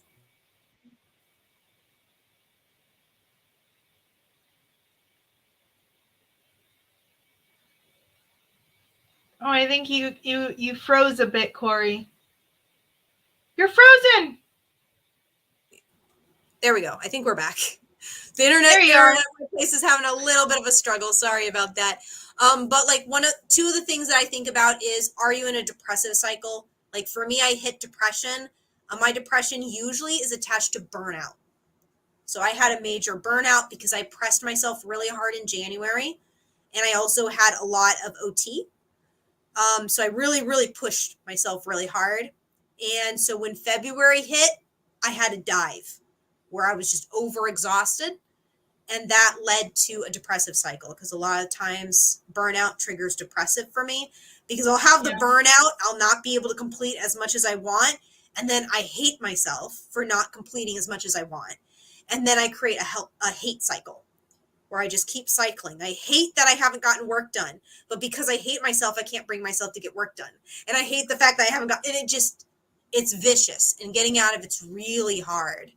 It's For similar me, for the me, only way I Corey, too. started pulling out of that, I think, was having really tiny goals where I was like, okay, I'm just going to sit down with this one scene, just one scene. I'm just going to do one scene today, and that's all I'm going to do. And I think that helps a little bit.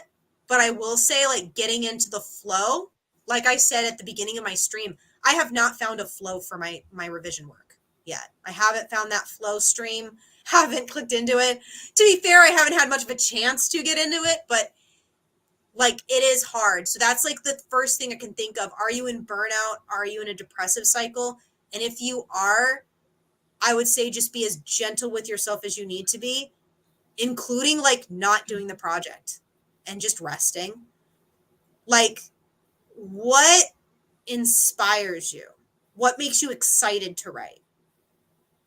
Like, for me, sometimes it's reading a really good book because that inspires me as an author. Because I'm like, oh, this book was so good. That was so exciting. I want to be able to write something that exciting.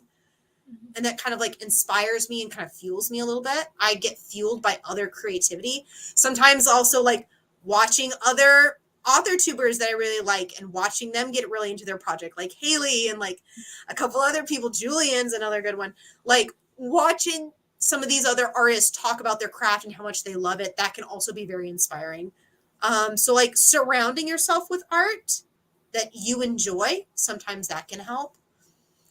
But like that'd be the first thing I would look at is like burnout and depression, those two things. What about you, Haley? What would you say about this? Um, I think it's a great question. I think that I have also struggled, especially with work, to being able to get a whole ton of stuff done. I think in the last few weeks, in particular for me, I haven't been vlogging as much as I normally do, and I feel like that always helps me get more words in.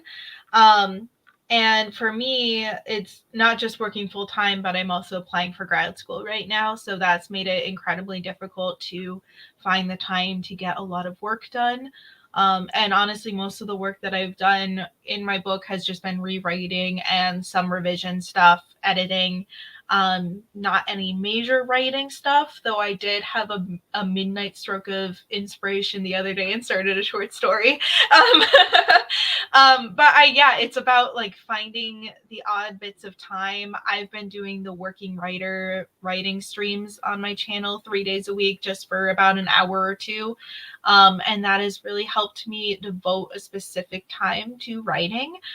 Sometimes I still really don't have the time though, and I'm streaming and other people are getting stuff done, and I'm like, I can't. I have to work on this other thing. I have a grad school application due. I got to work on that first. Or I'm just like browsing the internet a little bit for some research and things. Um, but I think what Corey said is great. It's just finding like little snippets, little pieces of goals. If your goal is in 1 week just to write 1,000 words, by the end of the month, you'll have 4,000 words, and maybe even more than that, because you'll be inspired by the story. And just starting small and building it back up. I feel like I've had a lot of periods of time where I get out of a story or I put it down, specifically with this novel. I mean, there was like almost a whole year where I wasn't working on this novel. I think my sophomore year, I like put it down entirely and I started a new project and I wrote a little novella, and then I picked it up again the next year, my junior year of college. I still include that in my years though, because it was still like on the shelf. But anyways, that's entirely a different story. That's off topic. But yeah, so maybe utilizing some of those AuthorTube streams might be helpful for you. Because I know myself, just like forcing myself to get in front of a camera is something that helps me. And even I try to go to some other AuthorTube streams when I can as well, when I'm feeling unmotivated and I just need to have a timer there. Sometimes it puts anxiety on me though. If I have a timer, but other times, like especially for longer ones, I'm really able to get into a little bit of a flow. And then if the timer ends and I still feel the flow going, then I'll just keep going. I've used the Forest app on my phone before as well. That's really helped, because then you're like planting a tree and being productive and stuff. Um, when I wasn't teaching full time, but I had other full time jobs, I would bring a notebook or my laptop to my lunch period, and I would try to like if I had an hour lunch, I'd set a 30-minute timer and I'd write for 30 minutes and then I'd eat for the other 30 minutes. Or I'd read for 30 minutes and then eat for the other 30 minutes. It's just about really, because if you think about it, we're on our phones every day. And we're on our phones sometimes for long periods of days, where sometimes I catch myself on those like Snapchat stories or on YouTube or vice versa for really long periods of time. And we really do have more time than we think we do. It's just we waste a lot of it with technology and with just like little minute things that we do every day. Like I was getting ready today and I was on hold because I had to call one of my previous employers for a W-2, because they need us to request it from them. They don't just send it to us. And I was on hold for literally like almost 2 hours. It was like, it was getting ridiculous. And so I just like hung up, and I had tried them yesterday and same thing. And I'm just like, but it's one of those things where you just like, all of a sudden, like you've wasted a bunch of time. I mean, I ended up like taking a shower and getting ready and doing all this stuff while I was also on hold, because I was like, at this rate, I can do all this stuff and do it. But that's a part of like multitasking as well. It's like if you have like a little bit of a break at work, staying at your desk an extra 15 minutes and putting on a timer and getting a little writing at your desk before you leave for home.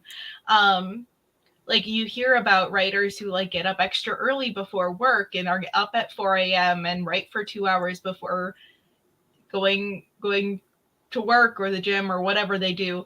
I personally could not do that.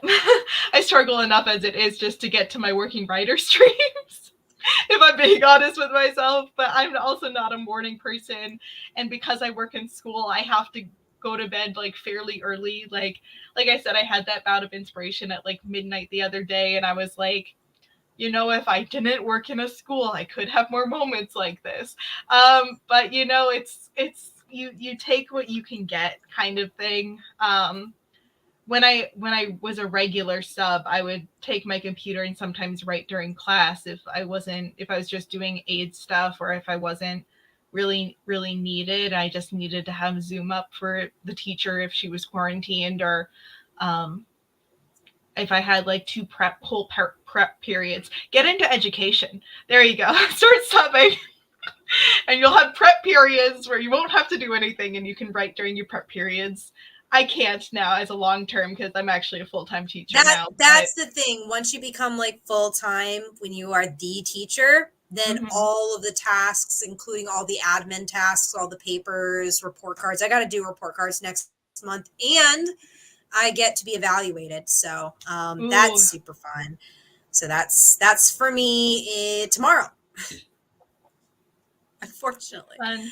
So yeah, it's a lot harder when you're full time. That is something, but like Haley said, there are some ways to get around it. There are times that we waste. So you can there are some apps out there. I haven't tried a ton of them because some of them don't work on my particular phone. They have glitches in them, but I haven't done serious hunting. I'm sure there's one that'll work, but there are apps you can get that actually give you warnings if you're using other apps too long. So you can set timers to warn you, hey, you've been on Instagram for 1 hour. Do you maybe want to back down on that a little bit? Maybe close this app. They're for productivity purposes, so you don't get trapped into these social media things for very long. I try to have a rule of not opening them at all when I'm writing. I actually have my phone completely face down, or if something is on my phone, it has to be ambiance music or something else. I can't have anything. If it's a timer, okay. If it's ambiance music, okay, but nothing else can really be on my phone.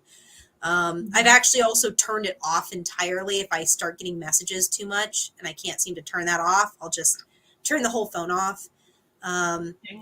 Sometimes before the pandemic and everything, I would sometimes go to public libraries. Those can be really great because they're quieter than a cafe. I can't do cafe writing. It's too loud. It's loud in there. I can't focus. I used to be able to do cafes. We would go like once a month in my creative writing club at college, and we would go, and there was a couple really cute cafes, and we would just sit and write. And I feel like I definitely did not get as much done as I normally do, but I'm also sitting with friends and stuff too. I'm not just by myself. It depends on the vibe in the place for me. If it has a neat vibe and I can feel settled, the noise doesn't bother me too much because I zone out and I'm in the zone. It's if there's too much talking and words near me, too close to me. But if I have a section, if I'm away from some people, then it usually doesn't. I like the white noise. But if I can hear actual conversations, then it's me and lyrics and music. I can't listen to music with lyrics while I'm writing, or I'm gonna focus on the lyrics. Yep, I'll focus on the lyrics. Same problem. And I always really hate it when I've got to play. It rarely happens, thank goodness. I feel like the playlists have gotten better over the years, but there used to be these playlists of instrumental music and stuff like that. But every once in a while, there would be a choir or something that happens, and that would always break me because it'd be 50 minutes of just instrumental, and then suddenly a choir starts singing. I'm like, what? And it's very, very jarring. I don't get that so much anymore, thank goodness. Well, that's good. Not so much. Not so much. Avenger says, my muse is history. There's entire legacy in the United States I feel as though not enough people know about. I thought I'd put it into a fantastical setting and try to distance it from in real life prejudice. I want to know what legacy you're talking about. I have mixed feelings about that because I feel like with historical accounts, we already have a problem with history and stuff like that already, making it white essentially and stripping of it of the realities of the prejudice that did happen at the time, because prejudice is rampant throughout the United States history. You cannot get any slice of U.S. history that does not have racial injustice, that doesn't have extreme prejudice and extreme violence in it. There's no point in U.S. history that does not have that. So I'm not sure what you mean by that. Let's see. Heard King's Philip's War. I used to be able to library writing, but there's this one old guy yelling at the librarians with a. Yes, that does happen. Yeah, I get that. I was lucky enough. The kids section running around. My library by my house, I used to go there all the time when I was a kid, and they had this like kids section, and there was this like arch and like beanbag chairs and like a little tube thing that people would like crawl under and sit on and like weird things. You had a playground in the library? It wasn't like a full playground, but it was like a tube bench thing and building blocks and stuff. Yeah. You cannot have that in a library. Kids are loud when they play. They don't, and this is not against the kids. I work with kids, okay? Like, they do not have the ability to volume control yet. Mm-mm. They really don't. It's broken. It doesn't work. It's not the kid's fault. You could say, please be quiet all you want. They're still going to be loud because they don't have self-awareness yet. That hasn't clicked in. Not even in 6th grade. Oh my gosh. You really can't have that stuff in a library. You really can't. Oh my God. But yeah, I was really lucky because my college actually had different floors. And so I would go to the dusty floor of foreign languages. Ain't nobody in foreign languages except me. So, because it was mostly Chinese books, like all in Chinese, all in kanji, all along one wall.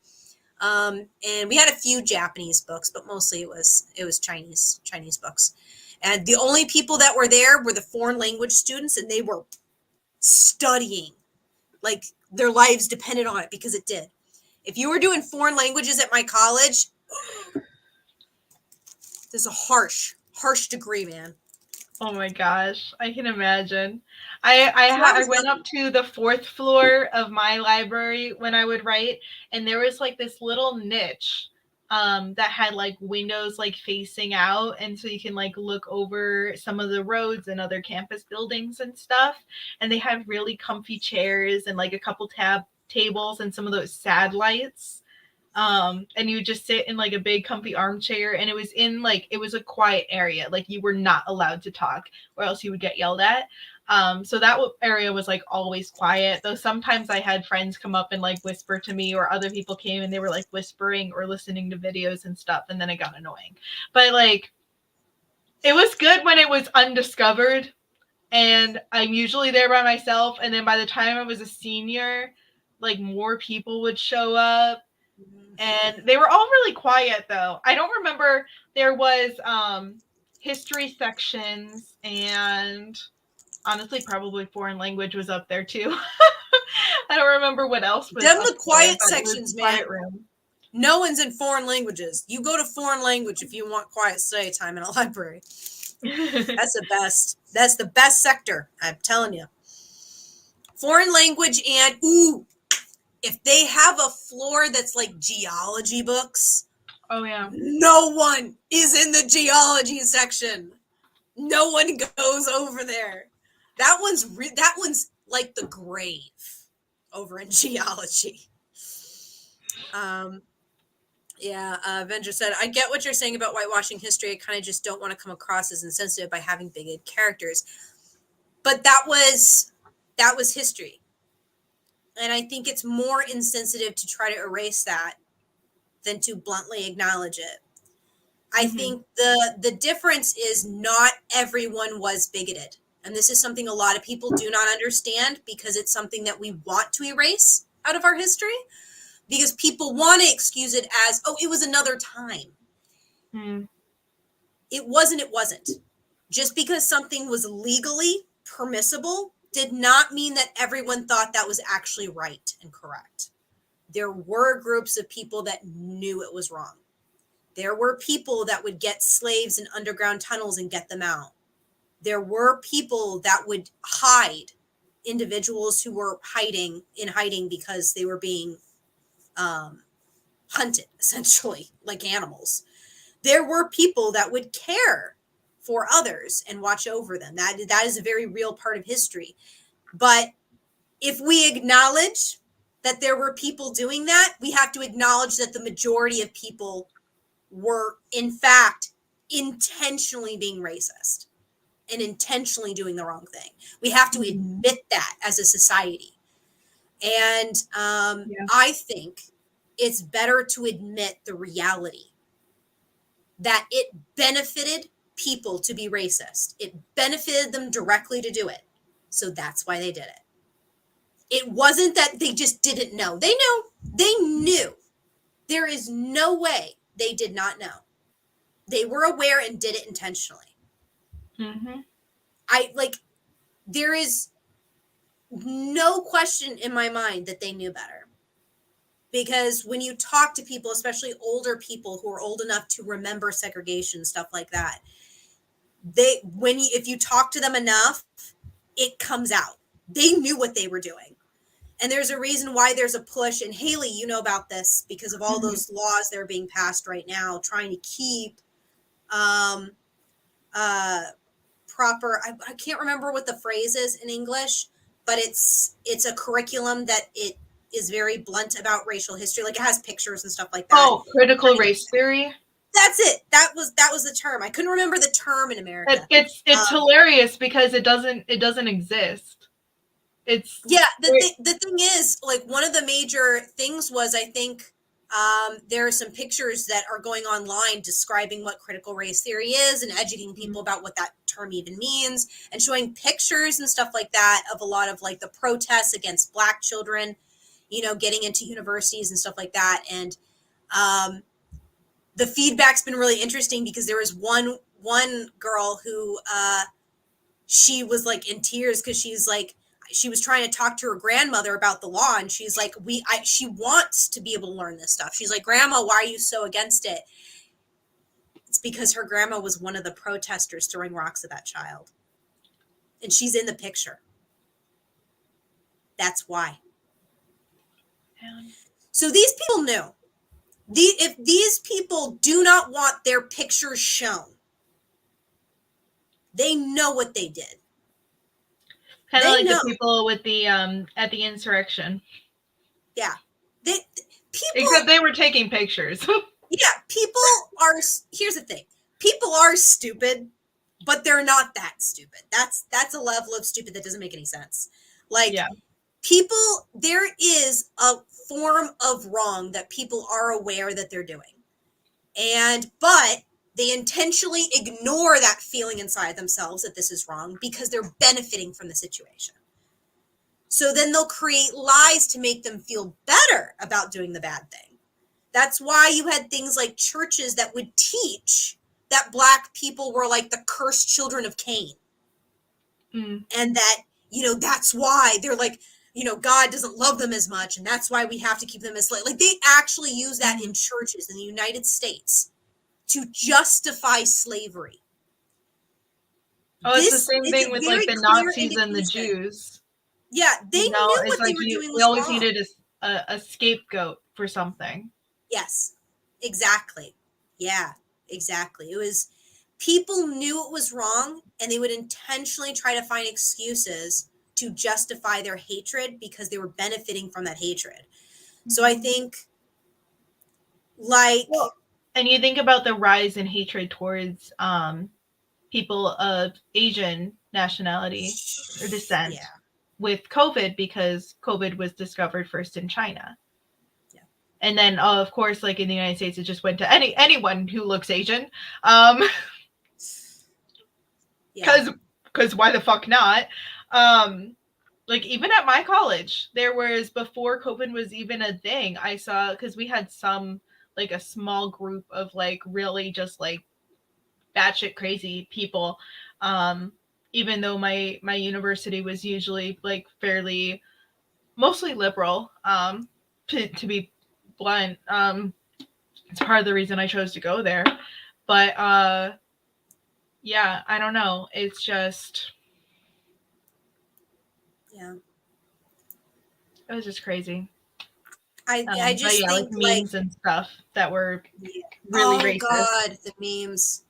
And that's a problem right now too with what's going on. Mm-hmm.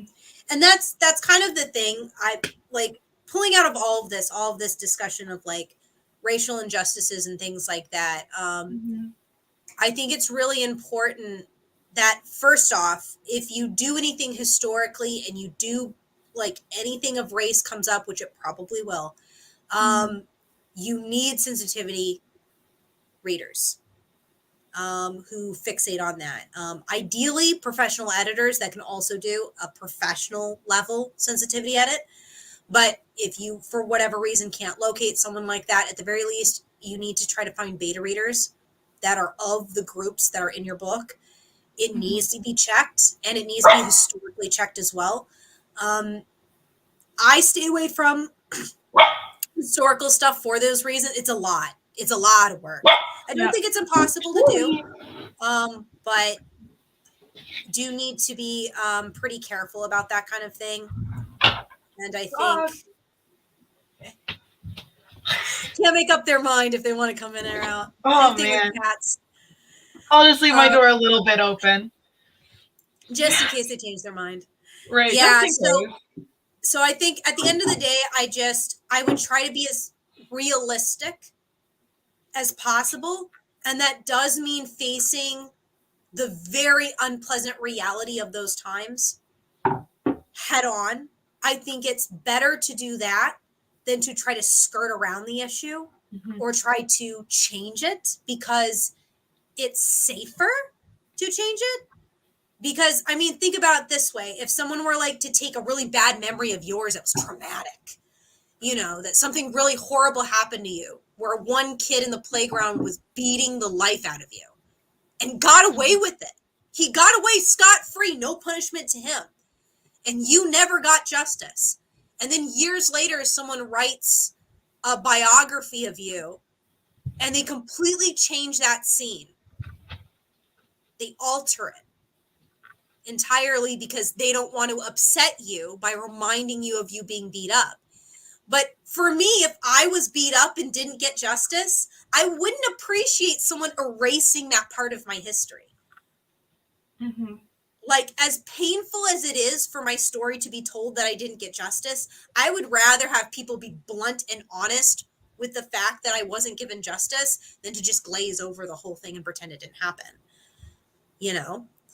Like, it sucks, but it's a reality of our world, and I think it's more dangerous to try to avoid it than it is to just, you know, showcase it. I'm definitely going to need sensitive readers, so I just get immediately canceled, but I was convinced that this was a story I want to tell. Yeah. Yeah, I would just say, just, you know, really make sure that you get those sensitivity and be prepared for a reality where you might, depending on, I don't know exactly what your story entails, but depending on your story and how you did it, if sensitivity editor might come back saying this isn't your story to tell, and be prepared for that, and be prepared to accept that with grace and step away from the project. I think I don't know anything much about your background or the details of the story. But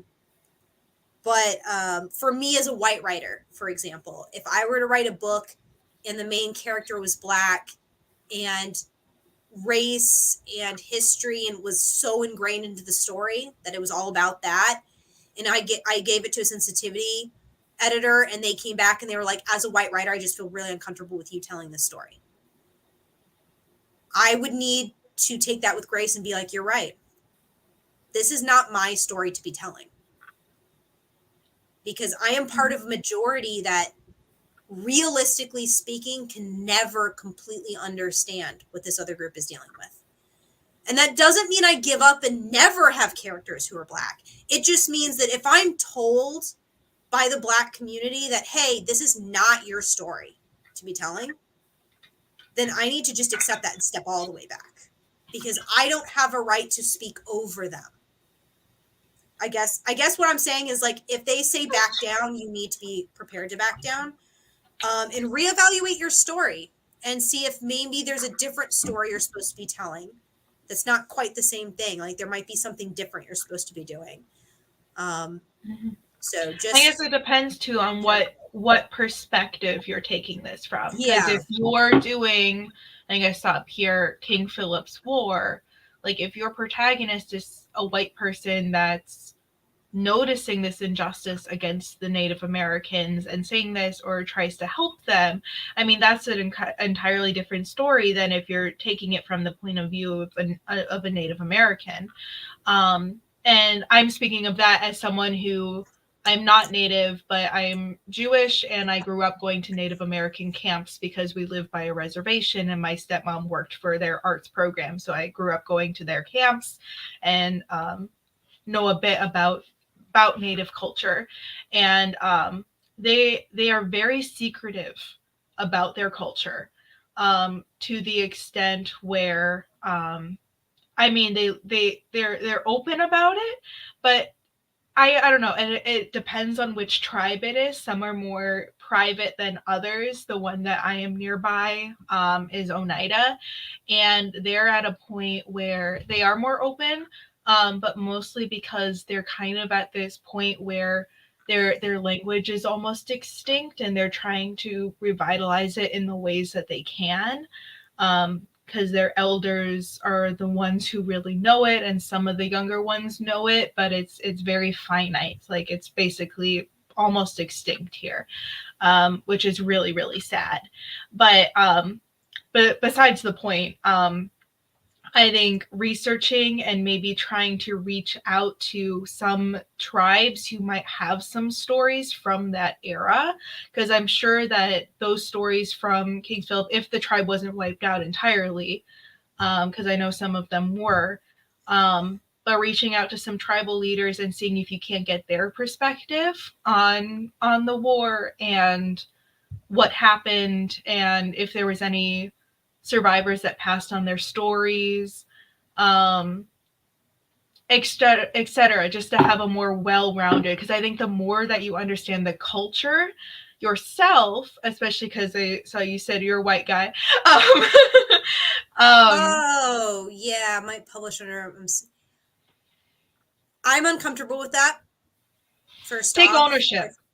Yeah. If you're gonna do it, if you feel like this is the story you want to tell, if you feel passionate about it, take ownership of it. Yes. You know, do not hide this, because that's a very dishonest thing. It's like trying to put the wool over these communities.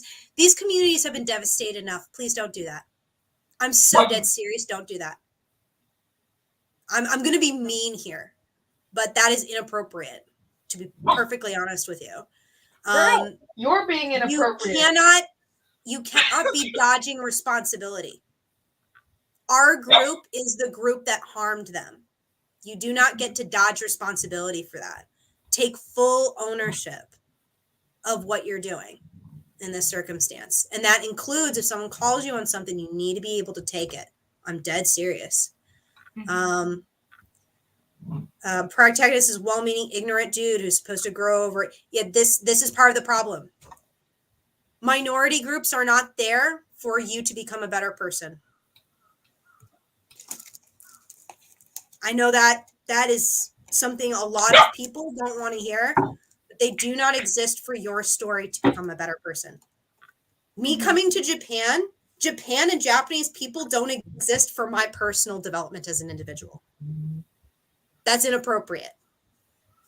They're not there for me. They just exist. And I am learning, but it's not because I'm surrounded by Japanese people. It's because I'm doing a lot of new, different things, and I'm having to reevaluate who I am as a person. You know, right. I just happen to be in Japan while this is going on, you know. But Japan is not responsible for me being a better person. My Japanese coworkers and friends are not responsible for my development. I am. And, you know, I think you have to be so careful, because it's just like using women to further a man's story. Like, you know, women being essayed in order for a male protagonist to like suddenly become a good dude because he saw a girl being devastated in front of him. That's, I Mhm. think we can all acknowledge how horrible that is, because it boils her down to an item that aided a guy in becoming a better person, like a quip item that he equipped. And it's gross. And I think the thing is, when you're looking at history, yes, there are times when you're like looking at someone in front of you and they're experiencing racial prejudice and injustices, and it makes you realize your privileges. But I think you need to be so careful when that is the point of your story, because especially when you are a white individual, like if your character is going to become a better person, they need to step all the way back and completely destroy every single thing that they know to rebuild. And even then, like, I don't know, I feel like it kind of reads as kind of like becoming a white savior kind of character. And that's what I would fear. Just reading this just makes me really fear that that's what's going on. Again, I don't think it's impossible to tell these kinds of stories. I just think that it does involve a lot of work, not just in keeping the story good and getting editing for the story. It takes a lot of work up here. You will have to face a lot of racial prejudice in your own mind.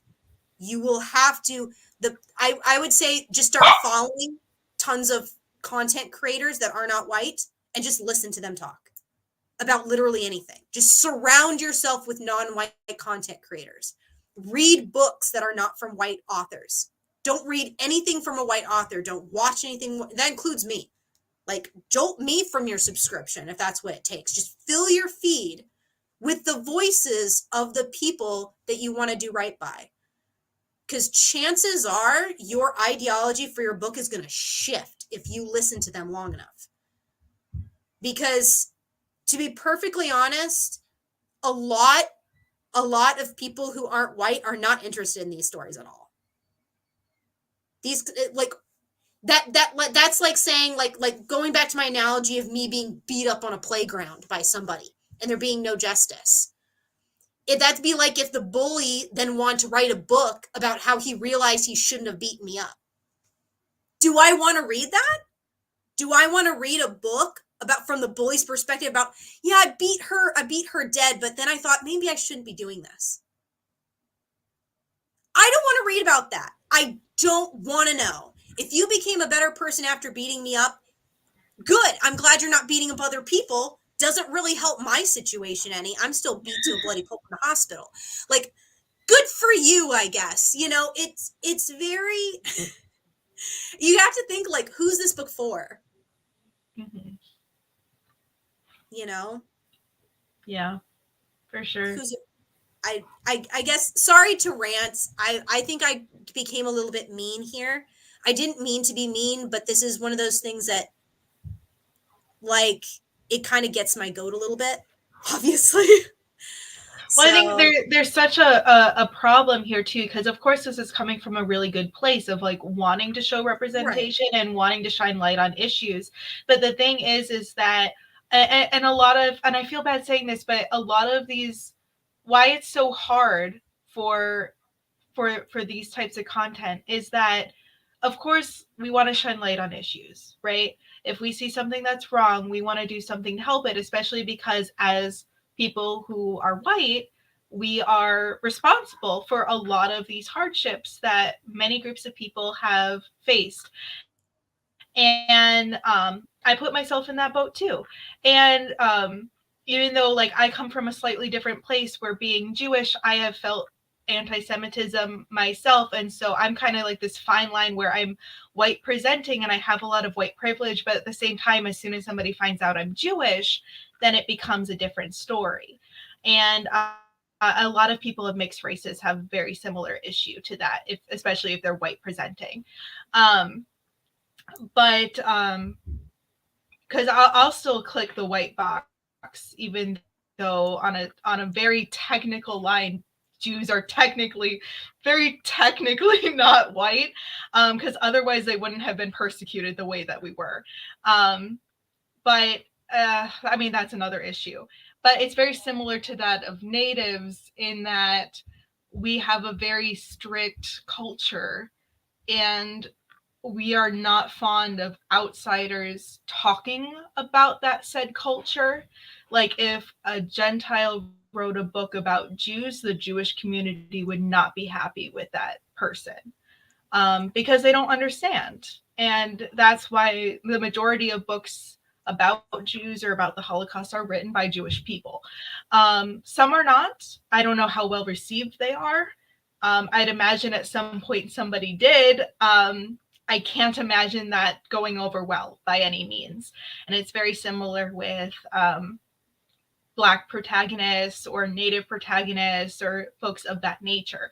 The thing with people of color, though, that is really hard is that there are gatekeepers in the publishing communities or publishing industry that keeps those types of stories from being told. And I feel like white people try to tell those stories because they see that there's a need for people of color to be represented in literature. And but it's such a hard line because you want to give them a space, but they are a minority. There's just not as many artists taking it up. But it's not that there aren't as many, it's that they can't get through the door either. So I don't know. Do you understand what I'm saying? It's like it's a very hard thing where it comes from a good place, but we know that it's our responsibility because it's our fault, but at the same time, we can't really do much about it. We have to let them take their own foothold, and we need to let those artists emerge, which is why, like Corey said, like following people of color who are also content creators and on AuthorTube is so important, because then we can see and support them and help them get their stories across. And I think that should be our role as white artists. Money talks. So push the minority groups, push them up, uphold them, buy their books, pre-order them if you can, like really show that support. Here's the thing, like I did not like Iron Widow. I don't regret pre-ordering it though. We need more writers who are not white, and I appreciate her voice on that end. There's a lot of culture that she did great on. Yeah, and that doesn't mean that you shouldn't have race in your books. I have a lot of different races in my book, but I decided personally that all of my characters, I didn't like predominantly say that they were white, but I didn't feel comfortable putting them in a certain category. But I do make remarks about other races throughout the book for other characters sometimes, just to show that it is a diverse world. Which I think is dually important. I think it's really like what you're fixating your characters on. If your characters who aren't white, if their entire story arc is about the color of their skin and nothing else, that is dehumanizing. That's not appropriate. If your white characters, their entire arc is learn to be a better person because they see this, non-white individual being beat to hell, that's inappropriate too, because once again, it boils that character of color, it boils them down to just being like their race and nothing else. And that's inappropriate. So I really think it's like you can 1000% and should have characters from various backgrounds. That is 100% something you should be doing. But with that, you definitely need to make sure that what's the point of these characters? Why are they here? What is their arc? What is your main character's arc? Do these arcs, are these arcs appropriate? Do they give the characters the ability to be a full person? Or are they just placeholders for something else? For the sake of the argument, if I did go through with it, apart from sensitivity readers, how would I go about it in the most respectful way possible? Honestly, as a white content creator, I can't fully answer this. This is not my place to talk about. You need to go to the source. There are a lot of I think if you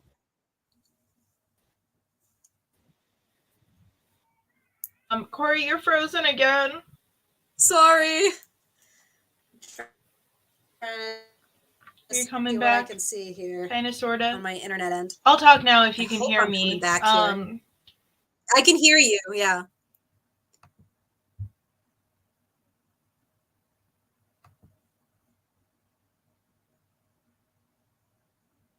Woo. Yikes-a-ronies.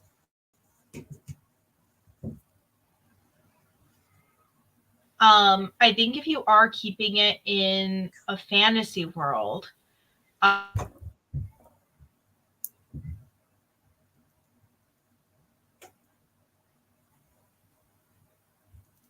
to call attention to the prejudice. So, like, if we're talking fantasy, like, I mean, elves and dwarves have always had it out for each other. I mean, that's the thing with fantasy, is that all of these different races of fantastical creatures were created to supplement for different races in our society.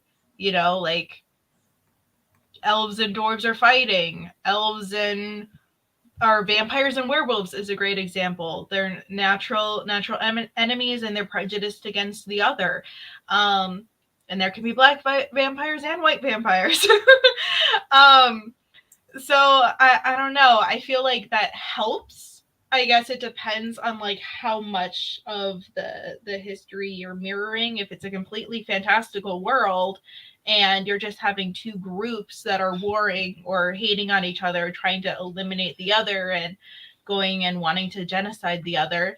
I mean, there's a lot of examples throughout history of that happening, not just with the King Philip's War, but I think I would keep in mind what culture you're trying to emulate and doing your research and making sure that you're not putting anything in the book that would be insulting or irrelevant.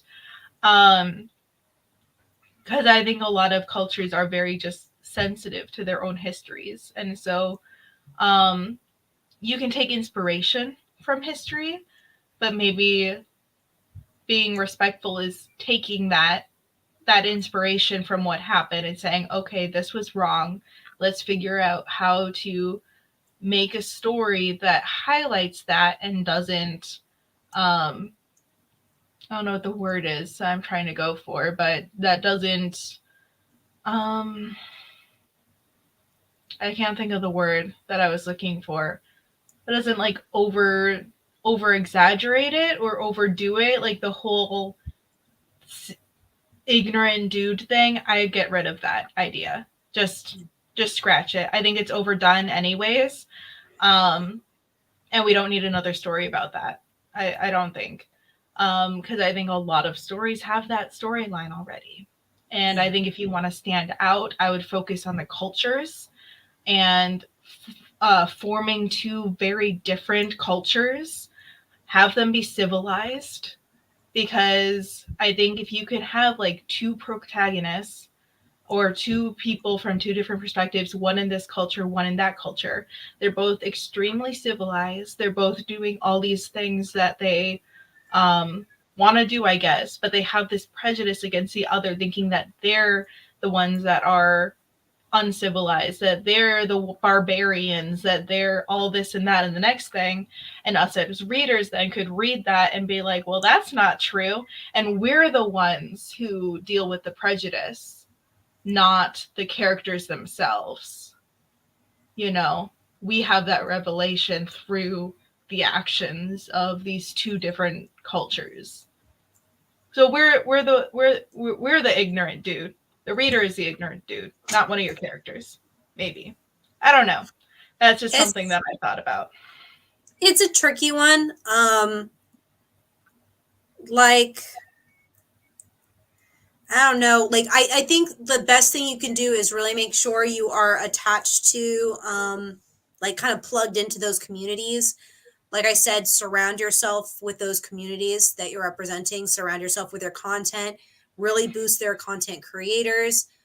Read books that they have written from their perspective. Just fill your mind with their voices. And those will help guide you more often than not. And when it does come down to it, I would also, with sensitivity readers and stuff like that, make sure they are from that community. And just, first and foremost, before you do anything, just really sit down with yourself and say, why is this a story I want to tell? Why do I want, real, and be brutal with yourself. Is this a story you want to tell? Why is it that you feel you have to tell this story? Why is this your story to tell? What is it really doing? Are you trying to project something? Are you trying to make yourself feel better about a particular thing? Because white guilt is a very real thing, and other communities want nothing to do with it. It is not useful. But a lot of times it ends up in these kinds of stories. And it doesn't do any good. So I would say, just be really cautious about that. We got plenty of white people and politicians pretending to be indigenous people. You've got a few of those, yeah, but it's usually pretty obvious. Also, if you're in the United States right now, which I'm guessing you are, you're a U.S. citizen, you are on stolen land right now. There is a map. I'll go ahead and I'll put some links. I've got some links in my last video, actually, about what ground you're at. There's a map. There's a full-on map that shows you the United States and who it really belongs to. I will post that again for y'all. If you're interested, if you live in the United States, you need to be looking at that map. You need to know whose land you're on. You need to educate yourself on the tribes. That's whose land you currently stand on. You need to acknowledge, you need to be respecting that. My university did a really lovely land rededication ceremony, and they have a brand new art sculpture that was made by indigenous people in the area, and they did a wall mural as well for that. It was really nice. Our indigenous people really loved it and were a part of it and felt really active towards it. But yeah, it's definitely true. It's I feel we need more of that acknowledgement of what happened, because I feel there's still in these states a lot of people are in denial about it, and it's why the fuck are you in denial about this? We literally came over from Europe, forced people out of their lands because in their culture nobody owned the land, right? And so the white people culture, oh, you don't own the land, all right, it's mine now, I'll just take it, I don't have to pay any money for it, and you can go away or I'll kill you all, which they did. Yep. And yeah, so it's just really, really ridiculous. But really I feel really bad about that. Yeah, so but you need to make sure that you're not using this story as a way to say I'm sorry, because they don't want to hear it. Yeah, exactly. It doesn't do anything for anybody. It doesn't change the fact of the matter. Yeah. Or the fact that they're still on reservations now, and they have a it's still happening. Cycle. The residential schools are still a thing. Children are still taken from their parents. They die at these schools. This is still going on. They recently, I don't know how many of you guys know about all of the graves that were found on school grounds in Canada.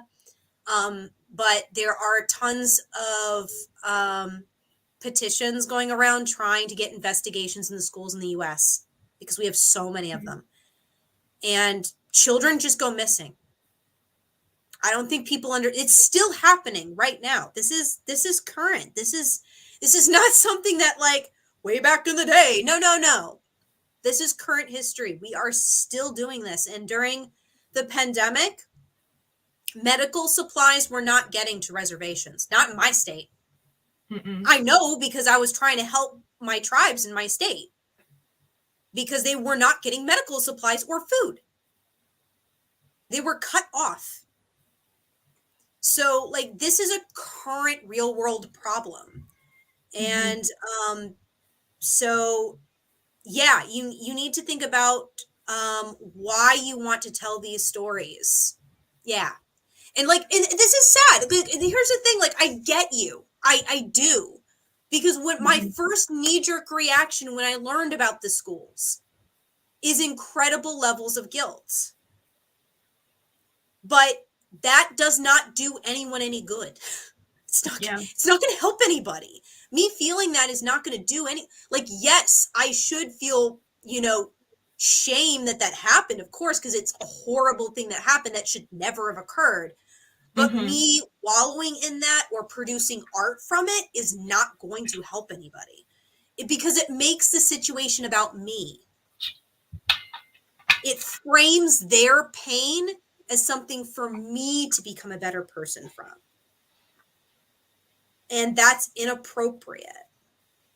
That'd be like if a doctor was like, yeah, this girl I did a heart surgery on, like, it was a horrible thing what happened to her, but like I really bettered myself as a surgeon, performing the surgery on her heart. It's like, that would be an inappropriate thing to be saying. Like, this girl just went through a traumatizing life and death surgery. Like, this story is her story. This is not the story of the surgeon, So like, even if we do end up helping in some ways, this is like anything we are doing will never pay for what we've done. And trying to make books or literature or art in general to like pretty much make this statement, but I'm different now. It's like, yes, and bare minimum much? Like, because really, at the end of the day, that's bare minimum. Becoming a better person and learning that, hey, we should be helping these people, that's bare minimum. That's not a story. Not really. It's like, oh, here's this story about someone learning to be the bare minimum. I mean, yeah, we do have stories like that, but like, it's cringy for a reason. Like, it's probably why I don't like, there are certain books I don't like that are considered classics. One of them being like Catcher in the Rye, stuff like, I can't with that book. And that might just be a personal thing, but I like really can't with Catcher in the Rye. Like books like that. It's like, here's a mediocre white guy. Watch him continue to be mediocre. I haven't read Catcher in the Rye, but I could totally see that. Not interested. Like, yeah. So, but like Haley's very right that like, and I think you're bringing it up too, traditional fantasy races, I don't see how to incorporate race in a non-problematic way. Our grandfather in. Yes and no, it depends on how it's done.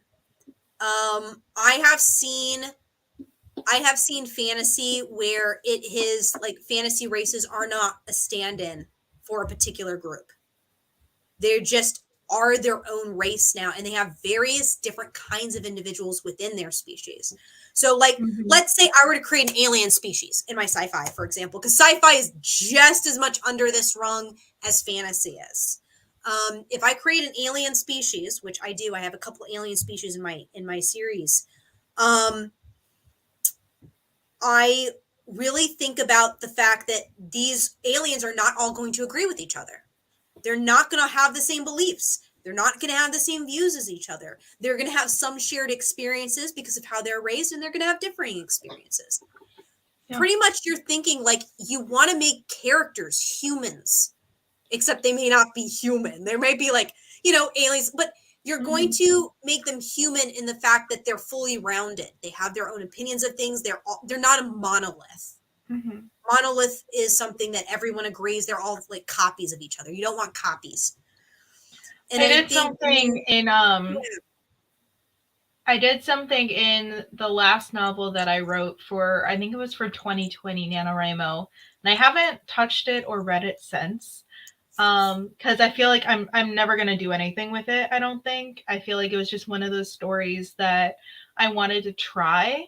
And I don't know if it failed or succeeded by any means, but it was kind of that similar concept where I kind of wanted to try a juxtaposition on colonization.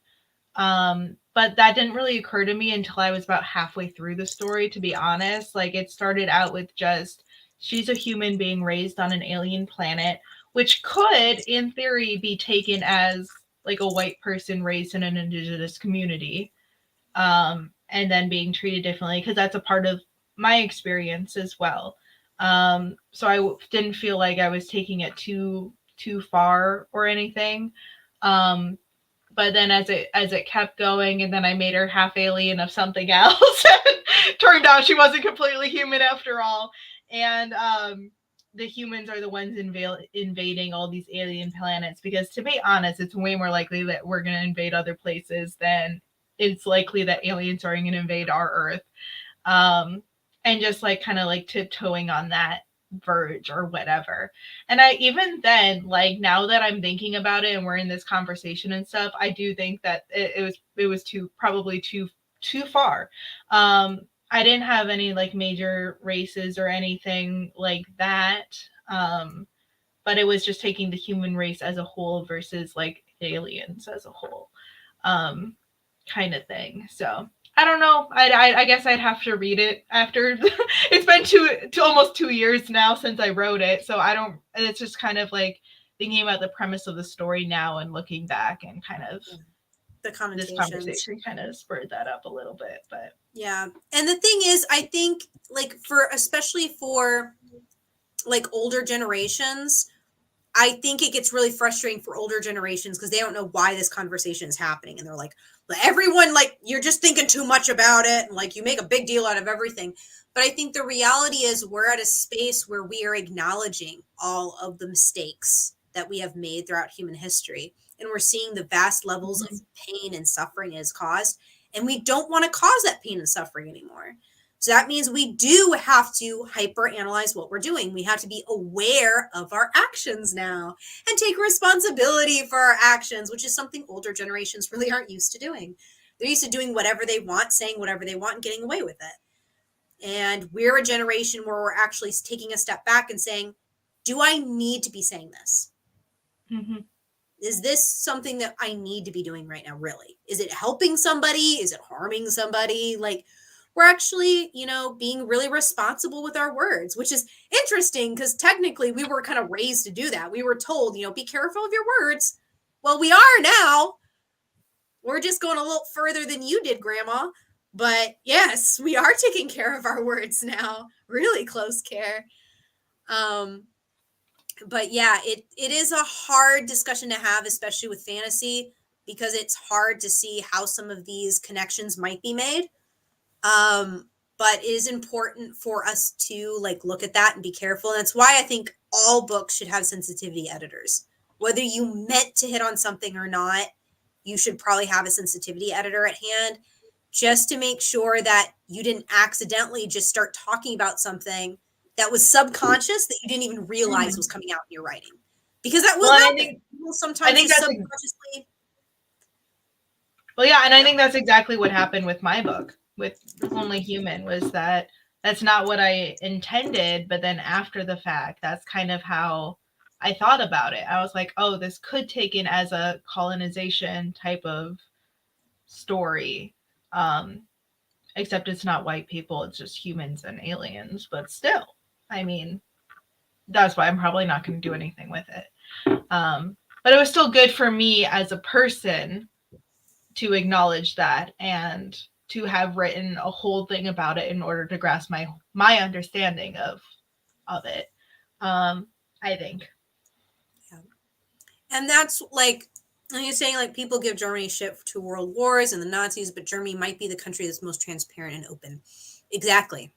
And that's why, like, again, I don't mean to be a jerk in this stream and be mean, because it's not my intention.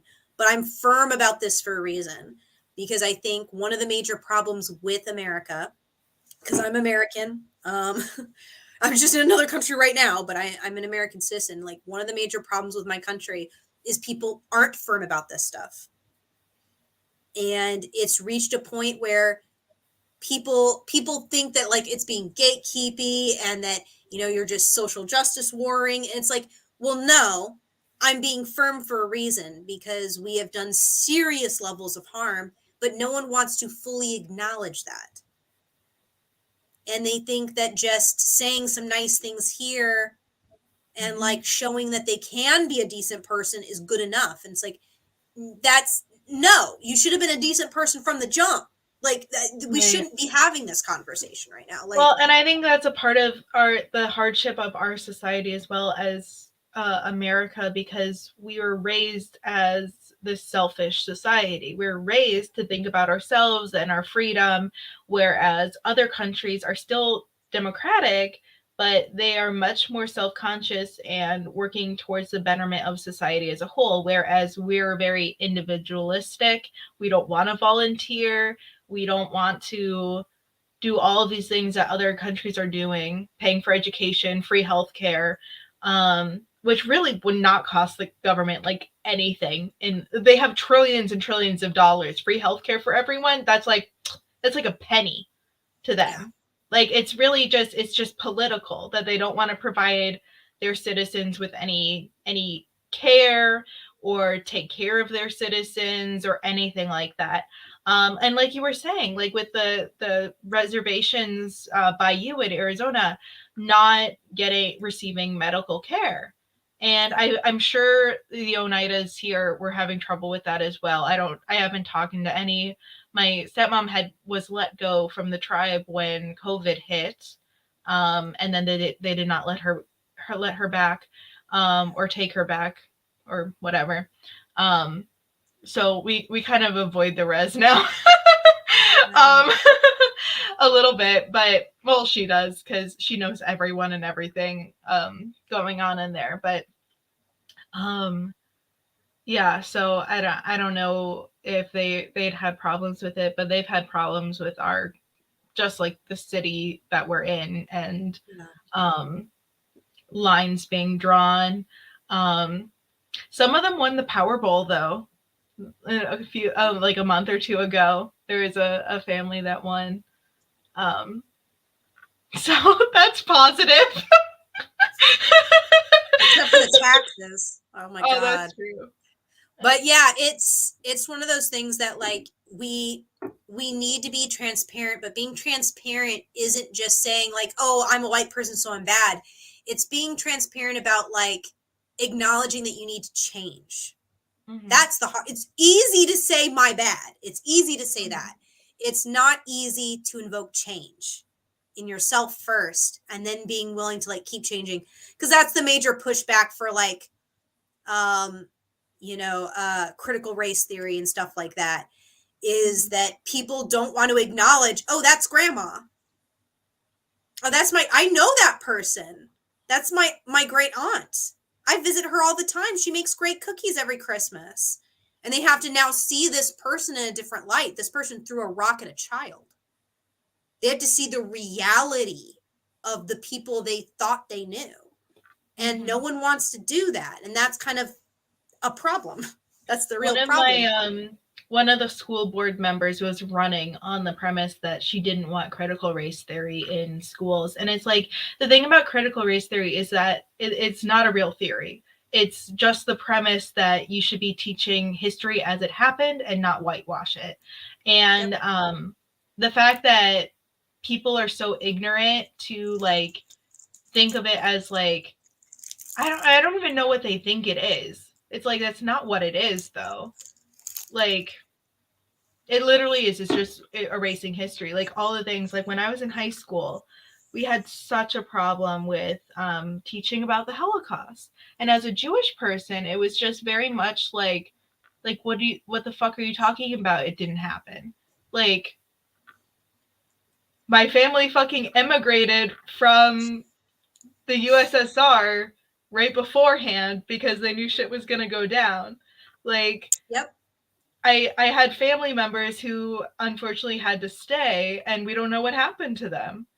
Like, like nobody heard anything after, you know, they fell off the face of the earth. They probably were in a camp or something. So yeah, it's just, I don't know, it rubs me the wrong way because it's just like and it's the same thing with Black history and stuff, and I don't know, it makes me really really mad when people try to ignore history and the fact like we had internment camps for Japanese people in the States during that time as well. They weren't letting Jewish people immigrate to the United States after a while. They were sending them back. Um, they like it's just like, and I don't know. I mean, there was this whole thing with even like Irish people and Catholics in New York when people were immigrating with different religions and stuff. I mean, prejudice has been around in this country, uh, even From the based on beginning. from the beginning, even if you Yeah, looked white. from the very beginning. And well, it's So, one of those things that people don't understand that a lot of this stuff we're talking about, this is recent. mhm, These people are still alive. yeah. The girl who was almost stoned by a crowd of people, that little black girl, she's all grown up now. She's still alive. She's very much alive and present in the community. Like these people, this isn't like a long lost part of our past. This is very recent. These people are still alive. And that's why there's pushback, because they don't want to face who they are. In textbooks may have been racist in their depictions of Indian wars, but at least they were referred to. And that's one of the things that, like, one of the things is using real names and using, like, I know for a fact, because like my area where I grew up in Arizona is owned by like 3 or 4 different tribes. It's like they're all kind of like really close to each other right in that area. Mhm. And honestly, I didn't know any of their names until a couple years ago. Mhm. Like I only knew I knew the larger group, but the smaller ones, which were technically the ones that were on my exact city, I didn't know the smaller ones. I just knew the larger ones. Like I knew Navajo, but I didn't know a Mhm. lot of the others. And there are a lot in that area, and especially if you like go up, because I lived actually in 2 different cities. So if like you go up between those cities, I think grand total there are almost 10 different tribes Mhm. throughout that entire area. And I only knew about the really big ones. I didn't know about the other tribes. And that's one of those things that like that's one of the starting points we could definitely have is call things by their name. Stop calling them just like the Native Americans. Like use the tribe name depending on what group you're talking about. These tribes were not monoliths. They weren't all the same. They had different ideologies. They had different leaders, different ways they solved problems. Like they were not all collectively the same group. Right. And like I remember visiting one of the reservations in Northern California with a friend of mine, and how different they were from the tribes in Arizona. Like they had completely different tradition sets. Like they wove things like seashells within their dresses, and they had special meaning in their religion. But in Arizona, there are no shells. Like they had a totally different like worldview and like religion set.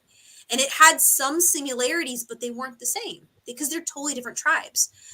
These are different communities. And like I think it's a lot easier to other someone if you just create this giant monolith of like, oh, these people, we just like fought the natives. And it's like, how about we actually call them by their names and like who they were? And Mhm. also, like, I personally think we should be learning the languages. I think we should be learning the dialects in schools. That was the first American English, was those languages. And I think that those should be required, especially considering that we, until recently, I think it was in the 60s or 70s, but up until that point, they were forbidden to speak their own languages. Yeah. They weren't even Well, allowed and to have that's why I said earlier, like the tribe that's by me is having such a problem now, Oneida is, because a lot of them weren't allowed to speak it, and so now the only people who know are in their 80s, 90s. They're elders, and so yeah, I don't know. I'm just like it just boggles my mind, and I think they try to teach some of the young people, and I think one of my friends is Oneida, and I think she knows a little bit of Oneida. Like they try to teach it in classes, or they at least teach like the main chants and stuff for powwows and things like that. But really, no, none of the young people in the tribe even know how to know the whole language. They look at like translations and stuff, and I think some people are taking it more seriously. But I mean, it's the same with anybody. When I went to Hebrew school, I was required to go to Hebrew school so I could get a bat mitzvah. I didn't feel very like I never practiced. I was horrible at practicing. And then I had my other friend Shoshana who like literally she went to an actual Jewish school that had Hebrew like every day and stuff. And mine was just once a week for 2 hours, and it got me through my bat mitzvah. But like I know how to read it. I know how to pronounce the letters of the Hebrew alphabet, but I don't know like what the words mean if I'm reading a prayer in a prayer book or something. Like I was taught how to say it for the prayers, which is very similar to what's being done now for them, but I wasn't taught how to actually like read or speak it like conversationally. Whereas my friend actually was, because she was more religious than me. If you're more religious, you usually learn it as like a second language, depending on like what school you go to. But mine was just prioritized with like, get the words down. You got to say the prayers.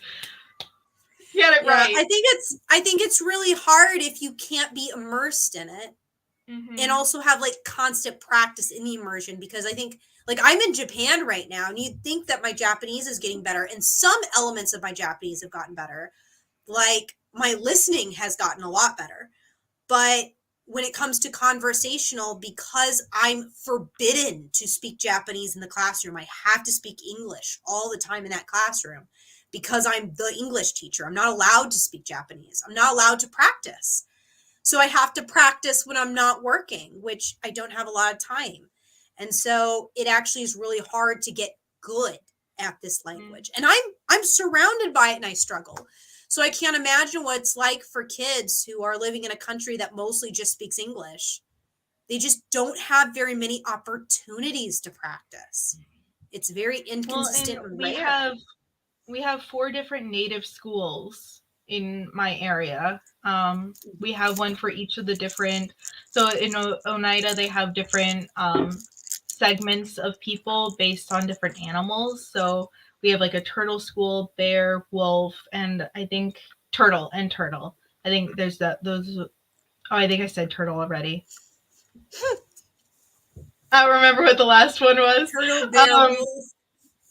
It's been a while. Bear, wolf, turtle. Actually, a really funny story. This is a side note, though. When I was a kid and we were going to native camps at Oneida, my brother and I were there together in this circle, and they were going around and saying like which animal tribe they belonged to within Oneida, because you can belong to one of the 4 animals. And we went around, and my brother said bear. Even though we're not native, because he was younger than me, but he was just like, I like bears. And it was the funniest thing ever. And I don't remember what I said. It's just the story went around that my brother said bear, so he's apparently a part of the bear tribe now. But it was really funny. But anyways, the quality of education at these schools, which is what I was going to get at, is really, really poor. And it feels almost like, I don't know. It's similar to segregation in that they're on the res, they're forced to be together, not forced to be together. They have the option to go to other schools, but for the most part, they go to those schools because they're on the res, and the res isn't part of the rest of the city or school district. So those are just the schools they end up going to anyways. But they're named after the 4 different animals. And there's usually like a lot of violence. And my co-teacher right now, she used to teach at one of the native schools. And she was telling me a little bit about it, but she was only there like 3 years because it was so just off the charts. But now like regular public schools are just as off the charts as the native schools were 20 years ago. So I mean, I don't know. there's not a lot of there are lots of horror stories of the reservation schools and the people who teach there, because there's very little checks on these teachers. So there's a lot of abuse from the teachers coming in. There's a lot of racial prejudice from the teachers, because a white teacher will come in and just, come in and really try to force Christianity and things like that, which is incredibly traumatic. Oh my God, they tried to do that at my school, and mine's a fucking public school. Like, they brought in this social worker, so I had a student in my class who threatened to shoot me and the students in there, and because I moved their seats around, and he got expelled, but then he was allowed to come back the next week. And a part of his coming back was that he had to see a therapist.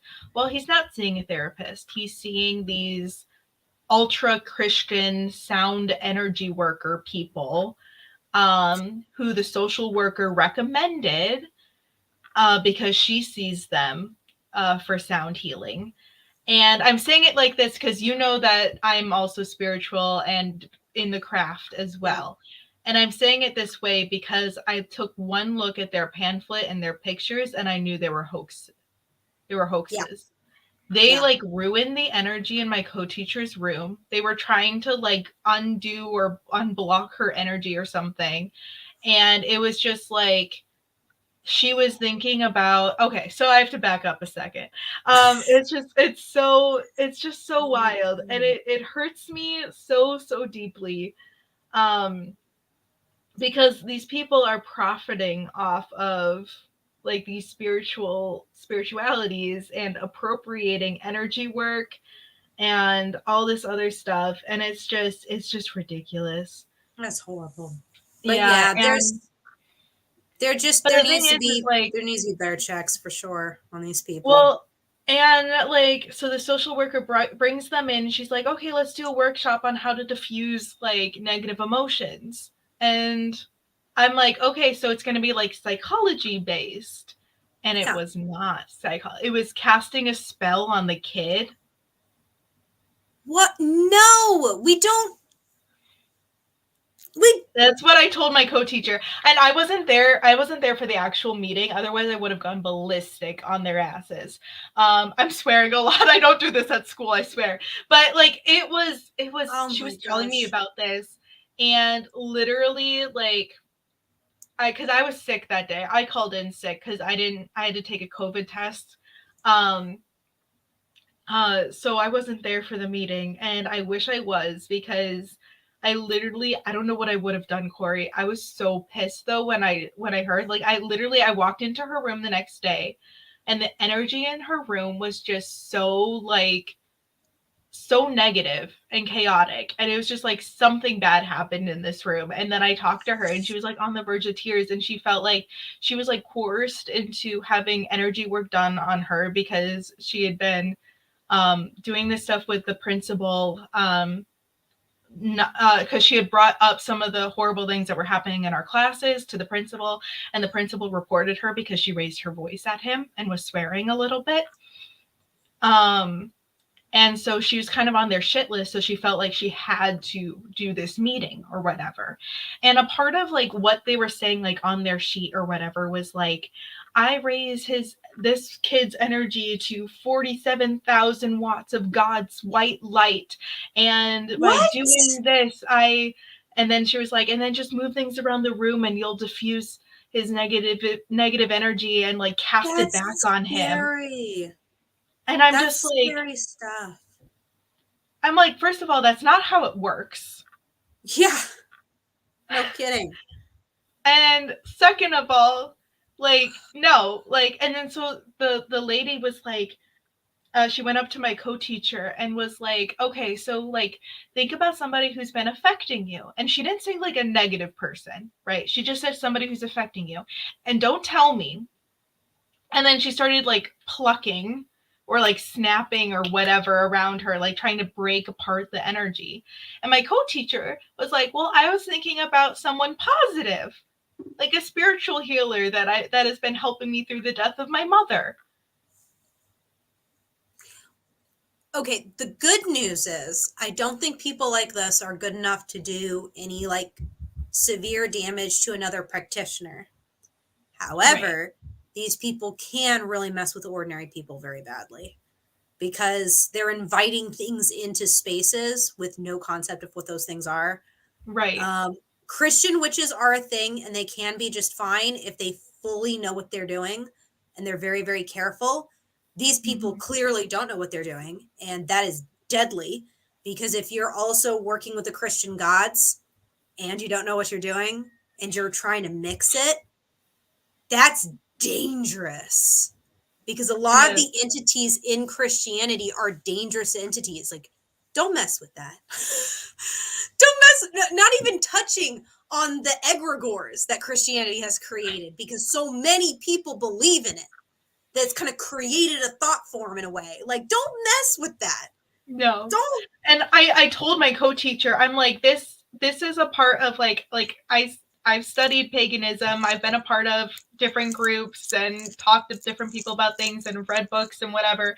And I'm a practitioner. And I know that, first of all, they're hosts. And she was all worried that her connection to this woman that she had been known for like 30 years was like broken and stuff. And I was like, no, something must have been diffused, but just like talk to her, get together, do something to like strengthen your bond with her and you'll be fine. But like, I don't know, just like their energy in the room and just moving, like touching her things. And I'm like, you were assaulted. Like, that's why you feel this way. It's because part of your energy Spiritually, was assaulted. she was assaulted. Yeah. Mm-hmm. That's horrible. I would say even physically too, because they were physically in her space. Yeah, exactly. Yikes. That is That so too. inappropriate for a school. Mm-hmm. I know schools can't entirely be neutral zones, but they need to be neutral zones as much as possible. Religion really has no place. I think kids should learn about different cultures and religions so they know what those things are, so they know the terms. Oh, yeah.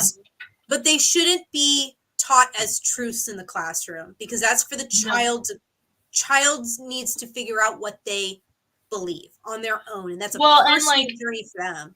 The thing that was worse about this is that nobody knows who like okayed it. Like the principal and the vice principal were like, we didn't know that was what it was going to be. Like nobody had asked them. The social worker who works with the student who is expelled just like invited them and got someone to pay them. And apparently they're working. That's bad. These people also, Corey, these people were like, also just like text us if you're having a bad day and like we'll do energy work on him from remotely. And I was like, first of all, the kid is not consenting to this. Yeah. And that just like it, I'm like, even if his mom okayed it, that is still not his consent. And that just like blows my mind because any form of energy work or witchcraft or whatever you want to call it, like it needs to be consensual. And if it's a minor, you shouldn't be doing that shit at all. That's like fucking children, like exorcism children shit. are left out of this stuff. There's a huge discussion in the community. If you have a kid, you keep all your stuff away from that child. You keep it far away, not just because it's dangerous if they get a hold of something, but also because like from an ethical standpoint, they don't have very much to protect them. So they should be nowhere near it. Like ethically, it can like affect how they see the world, and that's something that they need to come to. You don't want to like influence them in any particular direction. They need to come to their own conclusions about the world. Oh my gosh. Like even violent, I fear for this kid's mental state. Dear lords. That's horrible. But like, I know. That's why thinking like coming back to creative writing amongst all of this, like this is why critical thinking about this stuff and having these discussions, even though they're uncomfortable, is really important because when it goes wrong, it goes wildly wrong. And it can cause some really real world damage to people. Right. So I'm glad we had this conversation. It was a bit of a long one, but thank you all for surviving this. I think that was a really good conversation to have, especially now with everything going on in the world. I think Oh it's yeah, definitely. really good that we keep perspective as writers. And We especially, want to help, but yeah. Well, just tying it back to the revision process, it's things to keep in mind about our manuscripts when we're revising. Even before like any sensitivity readers or anything like that, if we notice something, then we can mark it and address it. Because even like recently, I think I was talking with my kids and they were going back and forth about who's being racist or who's not being racist and how I'm not racist, I got black friends. And I was just like, guys, like everyone's a bit racist, like stop. And so one of my kids was just like, but I'm not racist, I got friends. And I'm like, that doesn't mean anything. Like you can still have unconscious bias. There's not a lot of black kids in the school. Like there's probably 3 black kids in the school that are your friends, that those are your friends. Like it does not mean anything. And it's just, I don't know how to even teach that to them at that the age. point isn't to like, because it's not possible, especially if you're white, it's not really possible to completely never ever have racist tendencies because we're raised to be like this. Right, exactly. Ever since we were a child, very small, we've seen our parents display racist tendencies and prejudices. So internally, we saw that as standard. That's how our brain reads it. So we literally don't even recognize half the time what we're doing. And so the point isn't being the perfect person who's never racist. The point is to do the best you can to deprogram yourself from that. And when someone brings up something you missed, saying, yes, thank you. And taking that in and trying to fix and be better next time. It's not about being perfect the first round. It's about continuing to better yourself each and every time. And listening, that's the big one. Listen to these communities, really listen to them first and foremost. So like with the revision process, one of the things I've seen a lot of people have a hard time with, like, they're like, well, I don't want to, I don't write a black character wrong. And it's like, yes, but also no, you're white. You're going to write your black characters wrong, period. That's why you have editors, because they're going to point that out. And you are going to have to learn to be a better person. By you avoiding writing anyone who isn't white, by you just having all white characters all the time, that doesn't take care of the problem that you are still racist. And instead of facing your racism, you're now trying to get around it. But it hasn't changed the problem. The problem still exists. It's still very much there. So, I had a friend. I had a friend in college who was trying to write from a black perspective, and he was using dialect, and it was AV, I think it's called. AV, is it? I don't know what it's called. It was just, it was really poor grammar, Southern slang, just really, really bad. And everyone really hated on him. And I was like, we can address this better and be more professional about it and also address it. And he took it okay, but he was kind of defensive at first, but then he let it go. But it was just like that same like white male privilege. I think his character was also a woman. It was like a mess. It was a mess. Yeah. But black women are some of the most discriminated against. You really have to be very proactive with your own mentality when you write black women, and because they have been very, very hunted and still are. So definitely. It's really important that you understand. And that's why, like, just acknowledging that these are problems, not trying to skirt around them or avoid them, but fully acknowledging the problem, knowing it's there, accepting it's there, and accepting it's a problem you have to face. Taking accountability. Don't try to hide yourself, hide your name. Like, be very honest with the communities you're working with. Don't hide anything. Don't hide behind a mask. Just be like, this is me. I'm taking ownership. Here's my work. I recognize wrong. And when they call you on it, you say, thank you. Thank you very much for your input. I will do better. You do not argue with them. Do not argue with your editors. You do not argue. You can ask for more clarification if you don't properly understand, but be sure that you're truly asking a question, not just being bitter.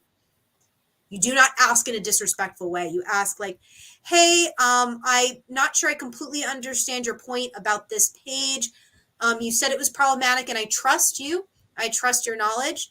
I would like to know like what sentence really lets you know that something was a problem. Can I get a little bit more information? But you always are respectful. Always, always, always be respectful about it. Always acknowledge that you are not going to know what you're talking about. You're always going to be the one learning. You are not going to be the teacher. It's why I can't tell you how to write a good Black woman. I can't tell you that because I'm not a Black woman. I can't tell you how to do it. I can tell you where resources are. I can tell you wonderful, wonderful content creators you can follow that address that because they are Black. But I can't tell you. I can't instruct you on that. Right. Because it's not. I might even not be the greatest resource for a great Jewish woman either.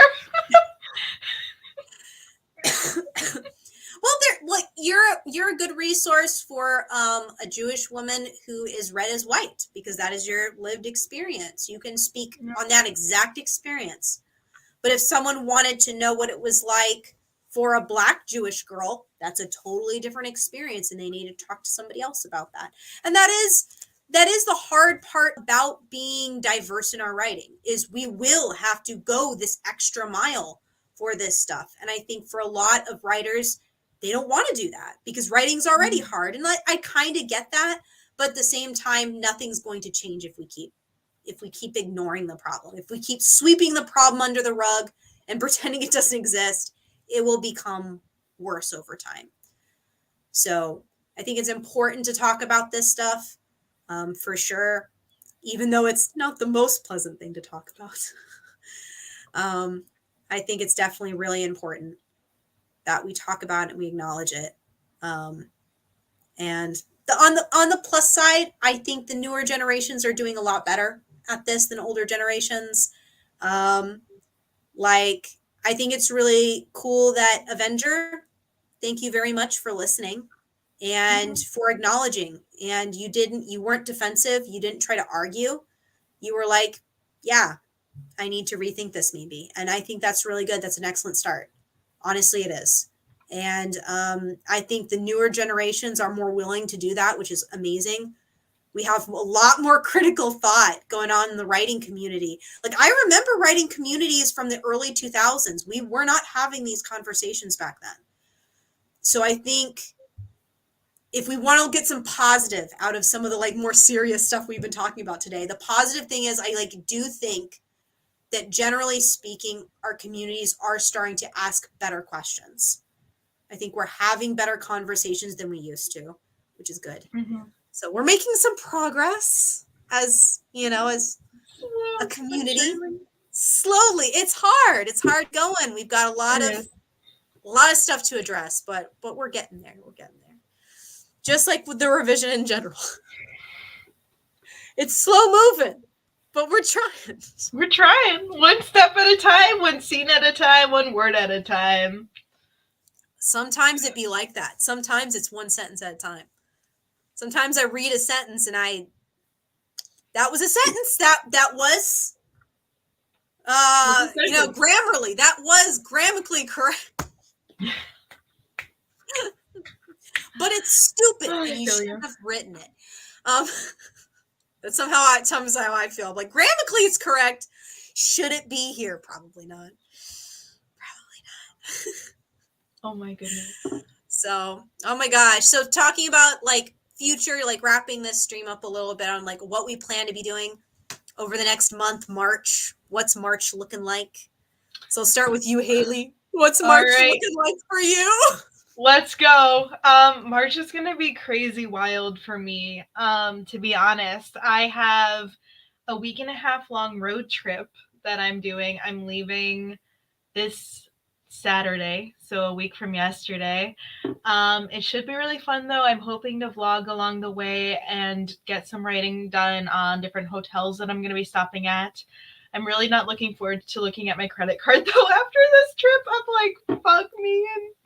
But I decided to drive because I felt like I would save more money than flying, and then I would have like extra days where, which I mean, I could have worked longer, but I think it'll be really good for me to like get away from the school for a bit, and then try to get some writing done and revising, and then vlogging in hotels seems like it could be a fun time. I've seen other people do it.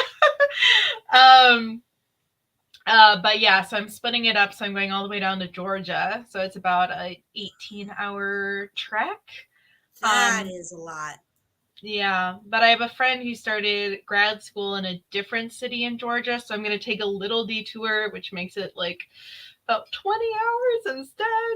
But I can spend the night with her and save some money that way. And I'm planning on stopping in Chicago as well and seeing another friend. And then I'm staying at this hotel that's like, it should be really cool. I won't say what it's called because I'm going to be there soon or whatever. And not that I'm worried about it. But I can let you know privately, Corey, if you're interested in looking it up. But it's basically this hotel that was in function during when railroads were the main source of transportation. And so it's kind of like in the middle of nowhere. But it's all fashioned how it looked like when it was like the premier stop for this train railroad thing. So it's a historical hotel. Historical hotel. So it's all fashioned with antiques from the 1900s or from the 1800s. That's cool. Yeah, from the late 1800s. So it's all going to be like fashioned like that. And it should be really fun to like vlog there too and like be able to sleep on a really old bed and all that stuff. That sounds fun. Yeah, so it should be really fun. Probably just normal hotels on the way back though.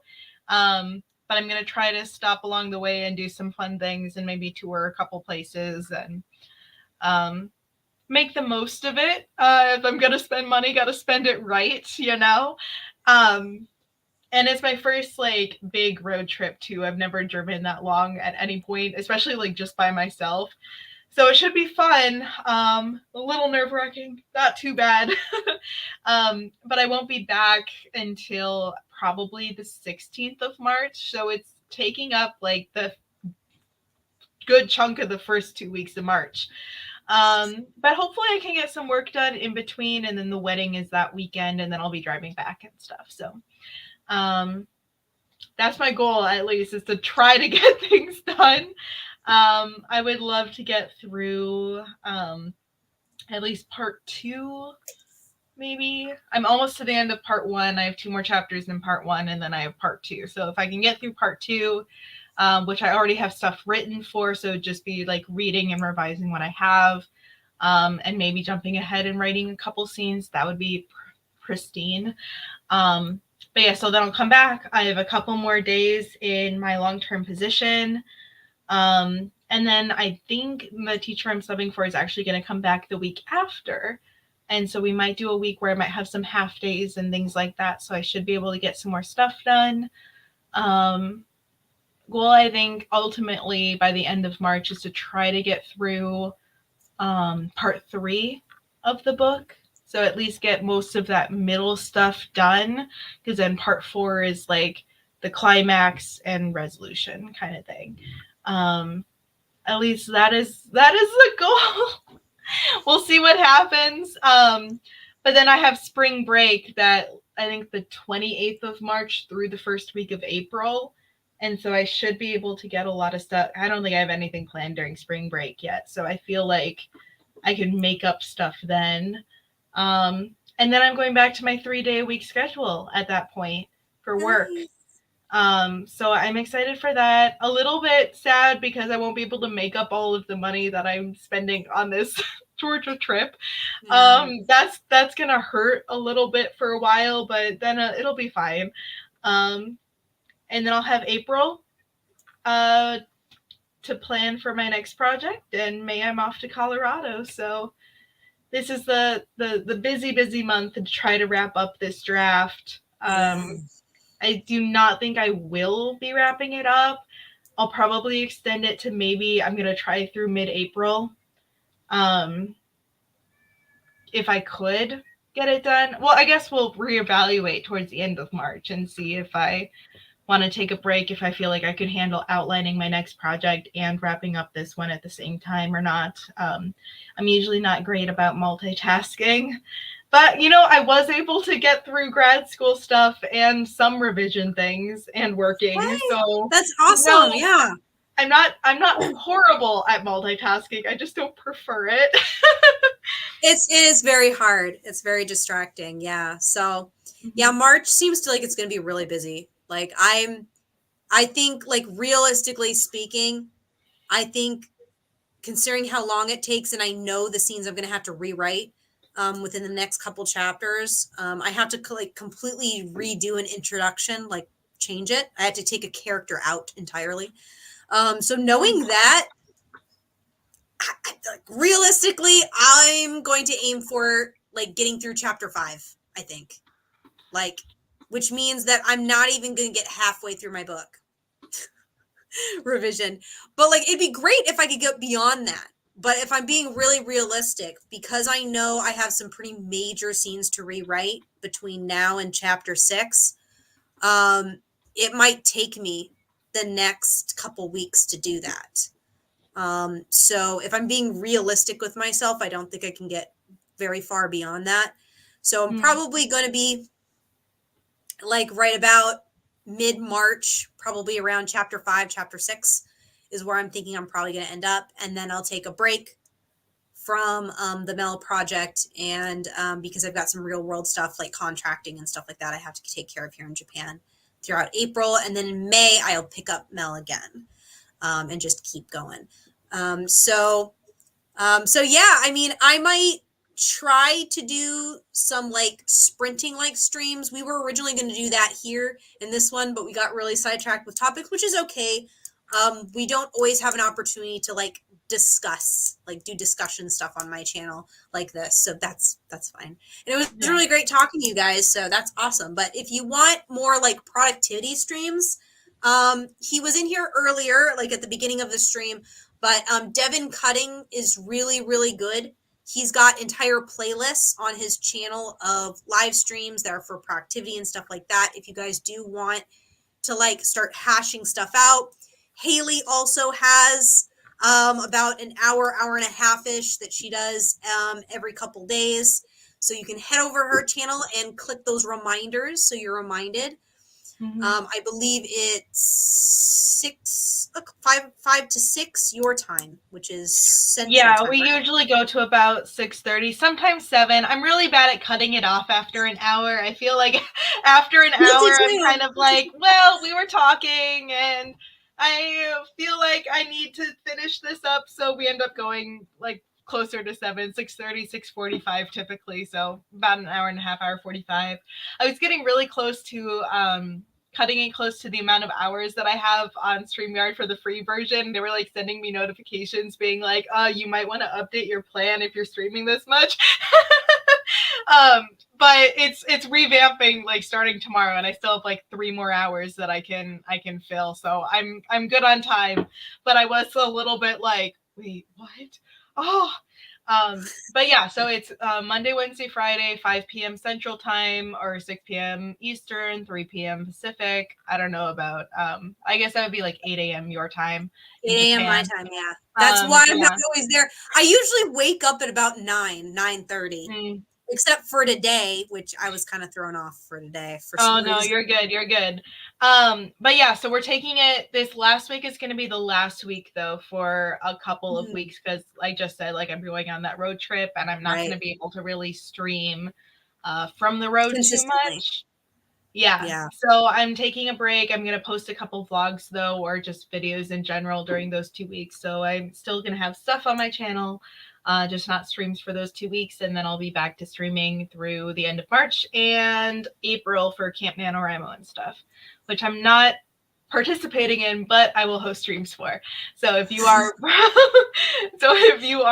there's always something to be working on. There's always something to work on. So right, exactly. I mean, I'll be working on stuff. I just won't be including it for camp. I mean, I guess if I'm still working on my revision, I could count that, but I'm trying to get away from total obsession on word count. I feel like, I mean, it worked for me this last NaNoWriMo, but then I felt really burnt out after. So I don't want to go. I want to get this book done before May, really before May, and at least halfway through April. So I have a couple of weeks before May where I can just focus on my new project before I leave for Colorado. Because you don't want to end up burnt out leaving for Colorado. That would be bad. Yeah, no, that would not be good. Not be good at all. And I feel like, I mean, I would have time there to, like, I don't know. I'll be doing the 50,000 word thing in Colorado because it's based off of the NaNoWriMo method. So I don't, that, and April's right there too. Yeah, I'm not doing Cap Nano. Like, I just realized, like, I'm doing it in May instead. Mayoramo. I don't know. What would that be, Mayoramo? No, like, I feel like there used to be a time where Camp NaNoWriMo might have been around May time. That was a long time ago. That was before they split into two camps. It used to only be one camp in summer. But that was a long time ago. I'm showing my age here. July was camp. Yeah, July. And then there was one year where they did April and they didn't do July. And then I think they did a split or something at some point. Can't remember. Interesting.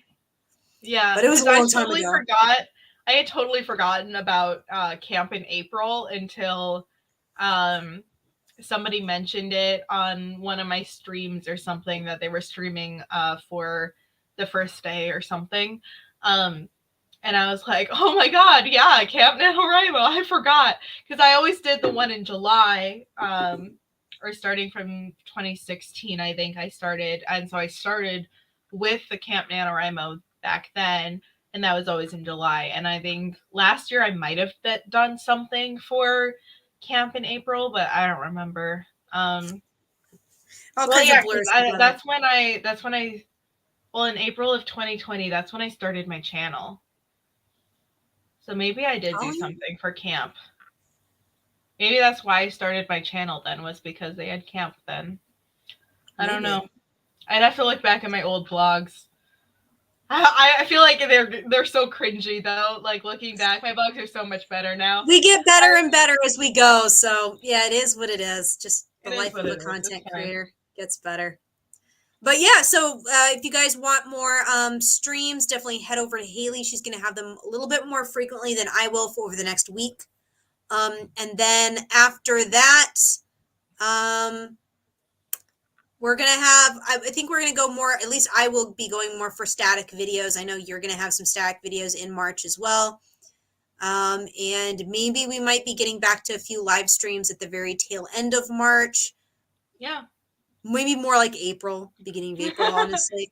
Because tail end of March, I just realized I have a ton of OT that's going to be required at the end of March for me. So early April works for me. That's why I'm trying to wrap up M.E.L around the midpoint or late midpoint of March, because after that I have a bunch of other things I have to do. That's just going to eat up all my life. So. Right. Okay, this was really fun though.